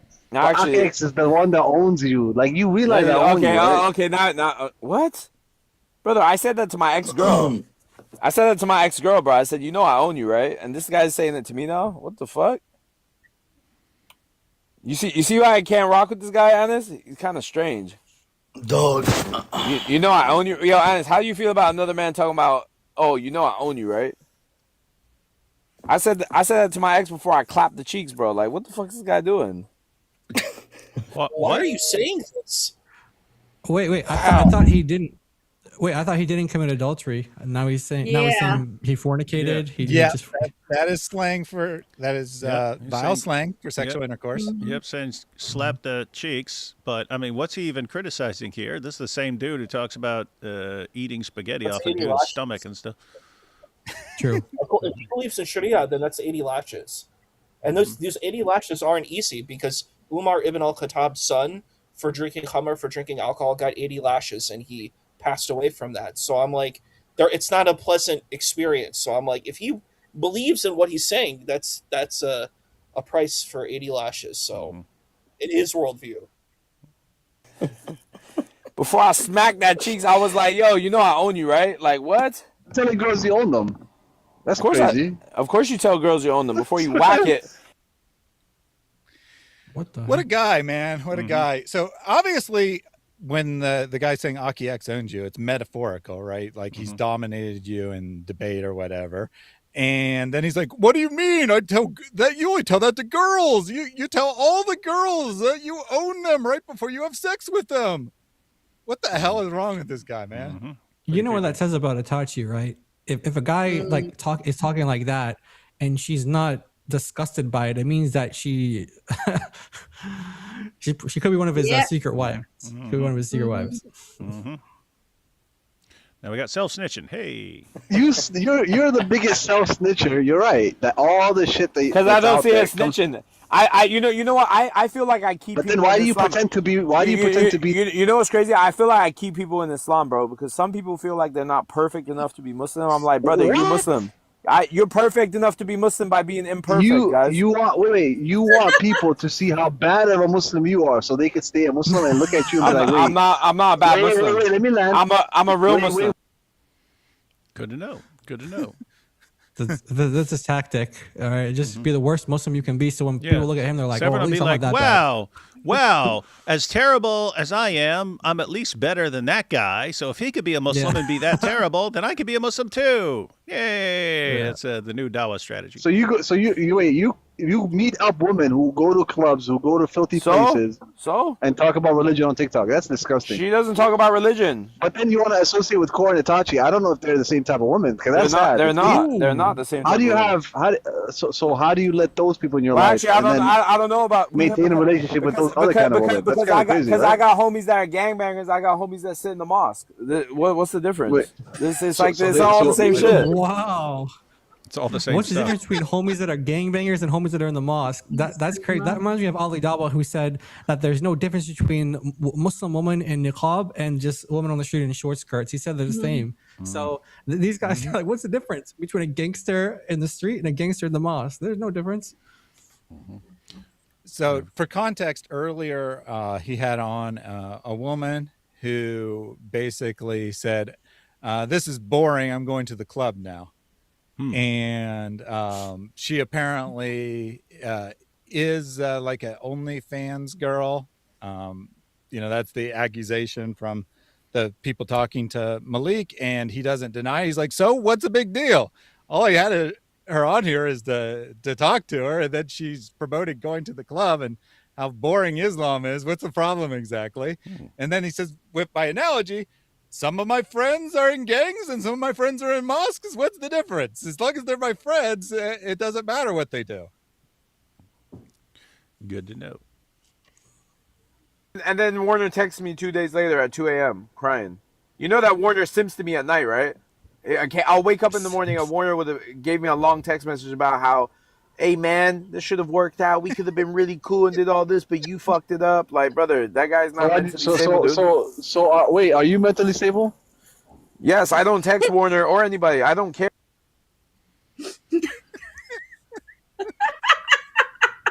Me and Werner actually first met because Werner called me about Why Maleek. did he talk like He was that? like, hey, He talks, and this he kind of goes talks against his lie, like saying this. that he didn't really. Yeah, I talk in this really, really weird way. It's a little bit weirder than Fareed. Are these guys from the same area? I He's think from the so. same area that wherever Fareed's from, this guy's from. Yes, I don't text Warner or anybody. I don't care. Let's see. Central Dawa, ladies and gentlemen. Oh, I thought he disappeared. Me- Not selling the $20 anti-Christian classes anymore. He's not doing that anymore, where he's just copies and pastes from Wikipedia or ChatGPT. Oh, it works. Werner actually first met because Werner called me about Maleek. He was like, hey, and this kind of goes against his lie, saying that he didn't really know you, because first time he called me was regarding you, and he was asking me if you were saying anything about him on TikTok. That was the first time we spoke. Then when I went to New York, wallahi, for the Way of Life SQ Tarawih prayer, right? This dude Warner told SQ that I was trying to tell people that I was the one hosting the Tarawih prayer. And SQ was like, bro, why would Central do that? And then I didn't find out till like months later. So I told SQ that was a lie. Boom. Okay, next thing you know, Ahi Ayman hits me up on Instagram. He hits me up. Okay, we talk for a few minutes, etc., etc. We take a screenshot. Lo and behold, Ahi Ayman posts a screenshot. What does Warner do? He gets a hold of Ahi Ayman and he says, yo, don't collab with Central. He's not part of the program, etc., etc. So what really broke the camel's back is one question that I asked Warner. What is the difference between a Muslim who has a large social media following but has been a Muslim for 3 years and can barely recite Surah Al-Fatiha? Compare that Muslim to a Muslim who accepted that took the Shahada last night, and they're already looking for tickets to Mecca, Medina, and Egypt to further their studies in Islam. What's the difference between those two Muslims? You know what he said to me? This guy Warner, wallahi, Allah is my witness. He said the one that has the more following is more important. I said, how? He goes, because to be honest with you, it's true. The person that just accepted Islam yesterday is a nobody, and nobody gives a shit about him. That's true. By the way, that's true. If you go to chapter 9, totally verse true. 61 in the Quran, chapter 9, verse 61, and you go to the commentaries, this is where part of the charity or the zakat, you can also give to people who their hearts are being enticed to Islam.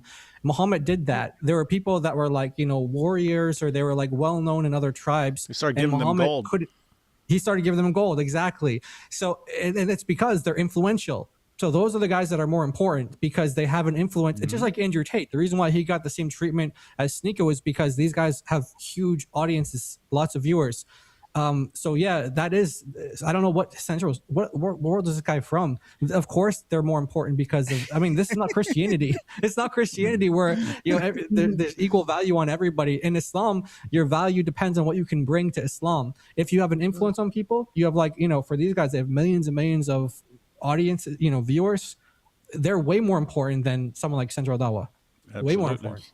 Absolutely. And one thing I wanted to add to this too that I find strange is what Central Dawa does as the alternative is about going to Mecca. It's not about feeding people who are unhoused or homeless and people who don't have resources and helping people who are in need. It's about going to Mecca. Don't you think helping people who are maybe in poverty and need food and giving, alms and supporting those in need would be a better position? You speak like somebody with empathy and sympathy and common decency and a heart. You're not talking like a Dawa guy. You're not thinking like a Muslim Dawa guy that can go bang chicks and go do Umrah to get their sins forgiven. You have to think like that. It was just shocking to me because I hear you. What's shocking to me is his alternative doesn't sound great either. It's someone who has a TikTok or going to Mecca. I'm like, there's a lot of other things you can do. It's what shocks to me. In my city, all the charities, they're all Christian. They're Christian and Jewish. There might be one Muslim charity. It's very tiny. The Muslim kind of charities are so small. And I'm like, why don't you do charity? Why don't you give people food? Every day there's a charity I go to. I try to go I go several times a month. You hear this? It's called Issa dry bragging on himself. Such a great guy. Yeah, I don't want to brag about how great I am, but one of the many charities I dedicate my time to because that's just how I am. When I'm not feeding the homeless and when I'm not, clothing orphans,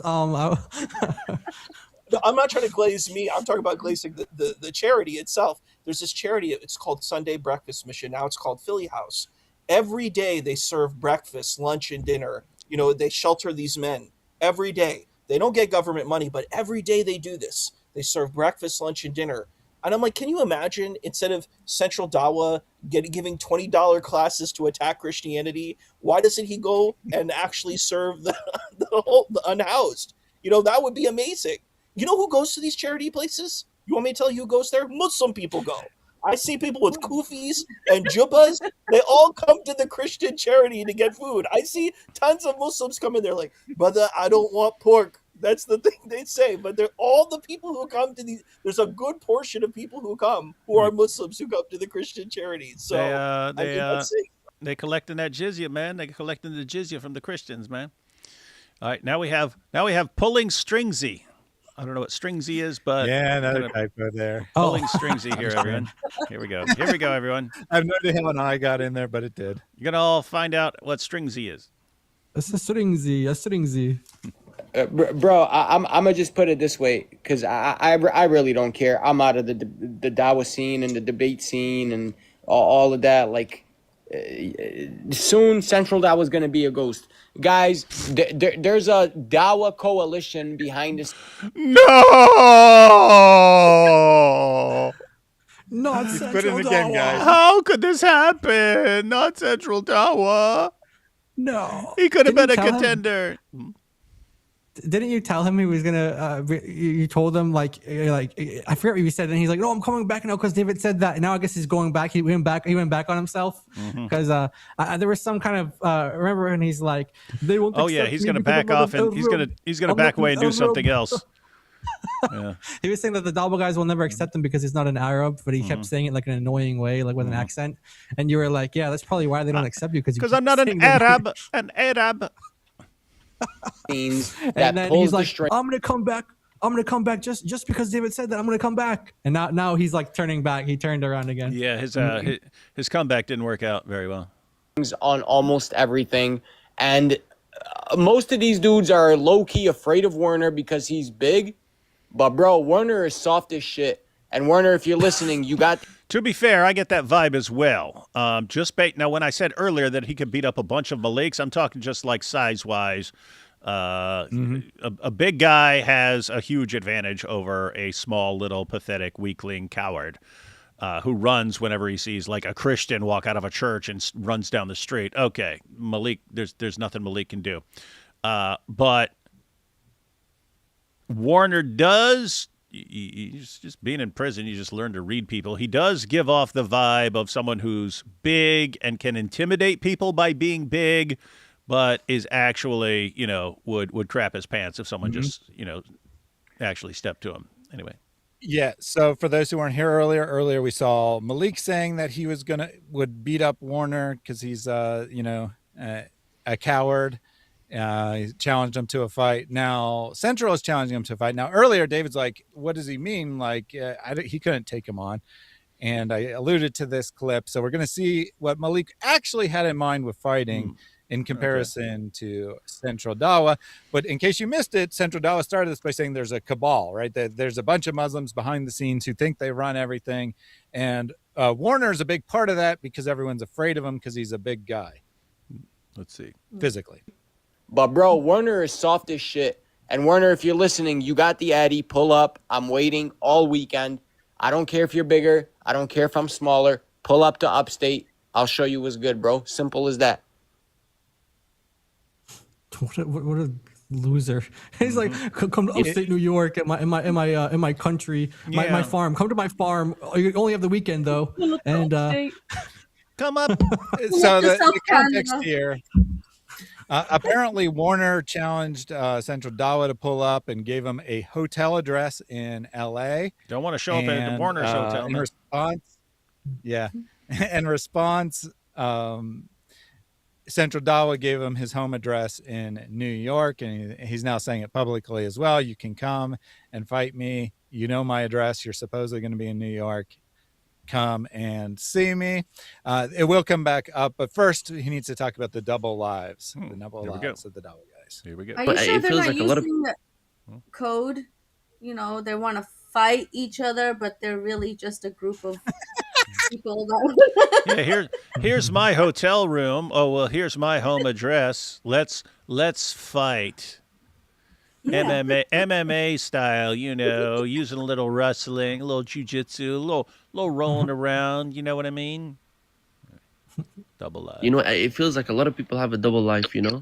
Because if we are genuine with our intentions, we should be how we act online. We should be in real life. Like I see a lot of people who do da'wah, and they act like a saint and they do so much da'wah, but in real life they don't implement what they do. There's no point having knowledge if you're not going to implement what you do, and that's why the scholars say that the Jews themselves, they had so much knowledge, but where they went wrong is that they didn't implement the knowledge. Wait a minute, Thaddeus, do you know that guy's name who's talking right now? I'm not sure. I think that this is the guy who calls him Pope something or other. Oh, okay. Okay, never mind. I might be confusing him with someone else. If Chris Kloss was here, he'd be able to confirm. But Pope's definitely on the panel. I'm not sure if he's speaking though, but he calls himself like Pope Dawa or whatever. Okay. It's not Dawa, but it is an Islamic term, Pope something. Gotcha. All right. Didn't actually stick to what they knew. They didn't implement it at all, and they let the desires overcome them, and that's the problem, Ooh, Sneeko. Now we got Sneeko. Gonna be a bad weeko. And I'm throwing shade at Sneeko. I really don't give a shit. How is someone like Sneeko a Muslim for longer than me? Yo, Central just don't, bro, because I still got ties. I still got ties to him. I won't. I'm still trying to set up a debate, so don't attack him now, even though I did last year. Did you say Sneeko's been a Muslim longer than him? Mm-hmm. Yeah, what did you just said? Mm-hmm. Hasn't Seiko been a Muslim for like 2 years or something? Like 3 years? Has it been 3 years? Yeah, wasn't I like debating Central before that? I don't even know what's going on. What is what? Yeah, I don't even know. That's crazy. But he's being critiqued, but Sneeko got critiqued though. Because then Warner's gonna use it to be like, look, you see how like they're talking shit on you now? Like, don't do it right now. Good to know. It's all about the money. Hey, bro, I'm gonna be apparently, honest. Chris is in the chat. He said that it's Umar who is actually talking in that clip. So that's Itachi's. That's Itachi's. One of her husbands, one of her Dawa husbands. Who the guy we just heard talking was one of Itachi's Dawa husbands. Hey, bro, I'm gonna be honest. From knowing everything behind the scenes, I'm telling you that what changes people is the money, because what happens is people make money off of this, and then they end up relying on the income. So then they have to play politics to keep the income rolling in. If these guys are making 15,000 behind the scenes, bro, and then they start living a lifestyle that costs 15,000, what are they gonna have? Like, to make that 15K next month, they gotta make sure their views are the same. So they gotta make sure the community's not mad. They gotta do the sponsorship. So they gotta stay quiet about things, right? Yeah, but Maleek, it's all about the money. I'm telling you, bro, it's no different than the music industry, bro. With the Dawa community, once you taste that money in Dawa, because you gotta remember, bro, there are people as well that will throw you money behind the scenes. Korra got a lot of money thrown at her behind the scenes from just randoms. but that ties back to what I was saying earlier, bro. Like, there's a coalition behind the scenes who have like established that flow of income, and they look out for each other, bro. And they have a motto: no new friends. Like, straight up, no new friends. And if you made the club, you made the club. Khalas. All right. Well, that's the end of the clips there. All right, so I must have cut the jump clip. I thought I had included it. I don't know if I decided not to or it was an accident. But at some point, Central Dawa is talking about fighting Warner, and Maleek's like, "Wait a minute, I thought we were just going to jump him, right? Just take him by surprise. You actually think you could fight him? You're delusional, man. He'd kill you," is what Maleek says. And I thought I'd include that, but either I decided not to or by accident I cut it. But that's what I was referencing there. Unfortunately, even though I referenced it, it wasn't in there. Well, this is Dawa 2026, guys. Let's take these last super chats. At least Korra didn't take his basketball earrings. Yeah, that's very nice.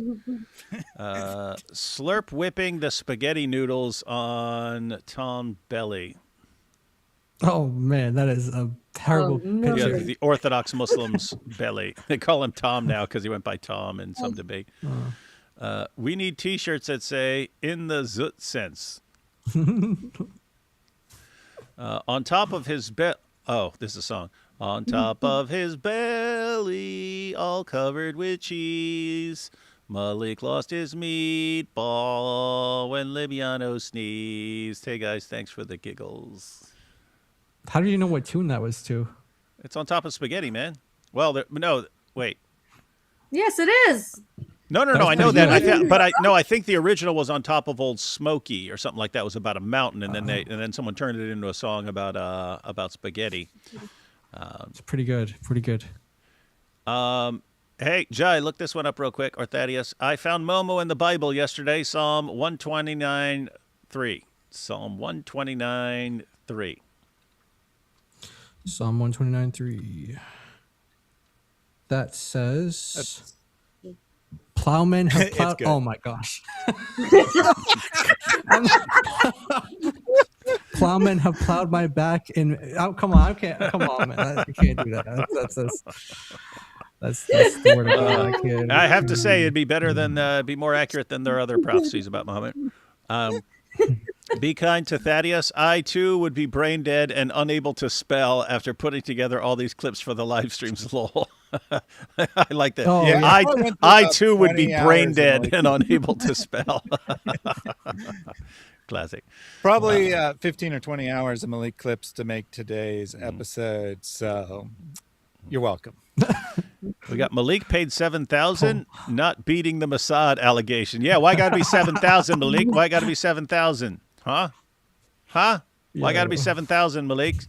Let me guess, 7,000 shekels, right, Maleek? Come on, dude.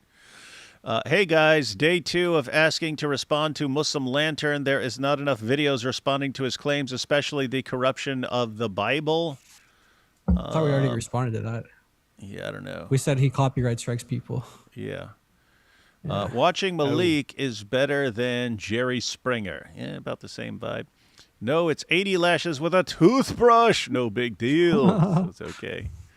And then we've got, you've heard of CIA? Well, this is CDA, Central Dumbass Agency. That's pretty accurate.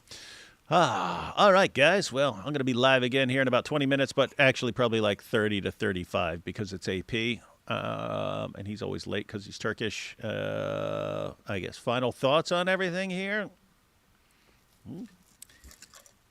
It was an adventure going through this. Maleek has continued to crash out since then. This was the most notable moment, I think, when he first went after Korra. But there's a bunch of notable clips that have happened over the last week that we will probably review at some point. So there is more Dawa drama coming for sure. Maleek is now, like 2 to 3 weeks of straight crashing out against the Dawa scene. Barely has mentioned Christians at all. It's been entirely Dawa scene for Maleek all this time. And it all started because of Chris asking the Warner about the things that Maleek said in the fall. I forget the exact quote that Chris asked, but it was about the Illuminati or whatever. And then him saying, I want to kill Maleek for saying that. And Maleek saying, you need to behave. And everything has developed from there. Yeah, guys, He's now all lost that Korra. crash out. All that crash out was because Chris Claus said, hey, Warner, what about this stuff? And Warner, what? He's lucky he's Muslim because I would behead him. And then Maleek flips out on Warner. And then Warner gets stuff canceled with their plans canceled with Sneeko and all this. And then it's just total meltdown. Good job, Chris Claus. Yep. Anyway, the point there, guys, is never underestimate the impact of doing one small thing. When it comes to Dawa, you can do one tiny thing, and it's like the butterfly effect. You know the butterfly effect. It's just just a tiny little change can have a huge impact. So we got more coming up. If you missed the letter from Maleek's mommy, I will put that in the chat again. That was probably my favorite moment of these live streams, is the letter from mom. Although spaghetti, I did not realize when I was preparing this clips how big spaghetti would be, but the spaghetti clip, definitely right up there. And of course, the most noticeable thing to the Muslims, the things you guys need to remember to repeat, is someone saying, are you gay, Maleek? And he's saying, I'm not gay, ask Korra. And then refusing to disavow it or explain it in any way, just saying, I meant what I said. You and people are like, oh, you understand what you're saying, don't you? You understand the way people are going to read that. And he's like, yep, I do. So Maleek been with Korra for 4 years and he's not gay, apparently. And she can verify that he's definitely not gay because of something that he has done with her. Good to know. Good to know. Yeah. Issa, final thoughts on your religion and what it leads to and what it causes here? Oh, wow. That's a huge question with a lot of different layers and levels. I am kind of horrified and mortified every time I come and see these things. I think y'all are pretty impressive in what you're doing. I think definitely if Muslims see this, yeah, you got some powerful Christian Dawa here. I can say that much. This is powerful Christian Dawa because I think if people see this and you're like, these are the people who are representing Islam, I think it's pretty tough. It's tough. It's a very tough situation. It's really gross. It's really disgusting. There was one thing I wanted to mention too. I actually happened to be on a TikTok live the other day, and Korra was there. It was like a Palestinian one.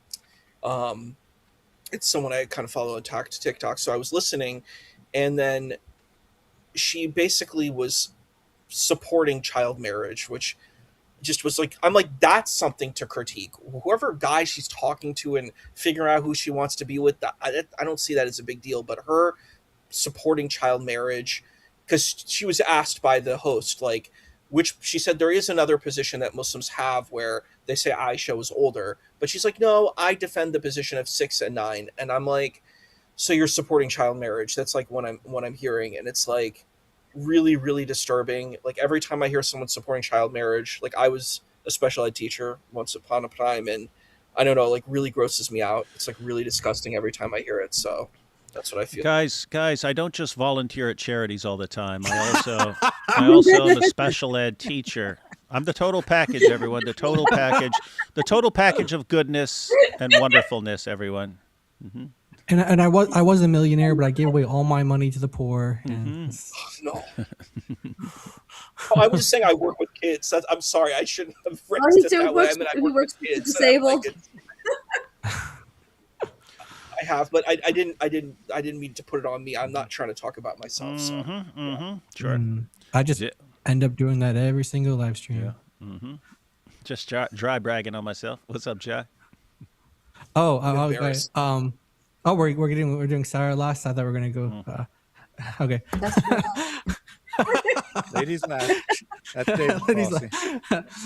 Yeah. So the approach that we went was the myth of modesty in Islam, the myth of niqab in Islam, and we used Korra as like a case study for this. Like she's portrayed as being this pure person because of what she wears, and we kind of went into some other Islamic sources that pretty much will say that same thing. Like it goes by what you wear, and they don't focus on what's on the inside or the sins that you've done. You can just lie about them. So she can sleep with 100 guys according to Islam, and she can just lie to her future husband and say, no, I've never been with anybody. And that's what Islam encourages you to do. So this like myth of modesty, Muslims say, oh, we have all of our women are the most modest, and we're the most clean, we're the most pure. This is all a myth. And Korra was used with Maleek to expose that myth. So that's kind of the approach that we took on this kind of our take on this whole kind of dawah drama, dawah wars, whatever's going on here. Mm-hmm. So Muslims, we know that you guys present yourselves as being pure and being righteous, but what you do is it's like the Pharisees. They put stuff on the outside, but on the inside, they're just like, dead men tombs and things. Mm-hmm. So we hope and we pray that these guys will repent, leave Islam, and come to the Lord Jesus. That's our hope and our prayer for all of these guys, including Maleek, Korra, Libiano, and all of his spaghetti. We hope that these guys will ditch all of that stuff, leave Islam, and come to God, come to the true God. Amen. Lord Jesus. And now we have Sarah. Sarah, you sitting here witnessing the unity of the Ummah. You starting to feel bad about leaving Islam? Oh no, see, Jai talked about how there's an outward view of piety, of religiosity, of modesty.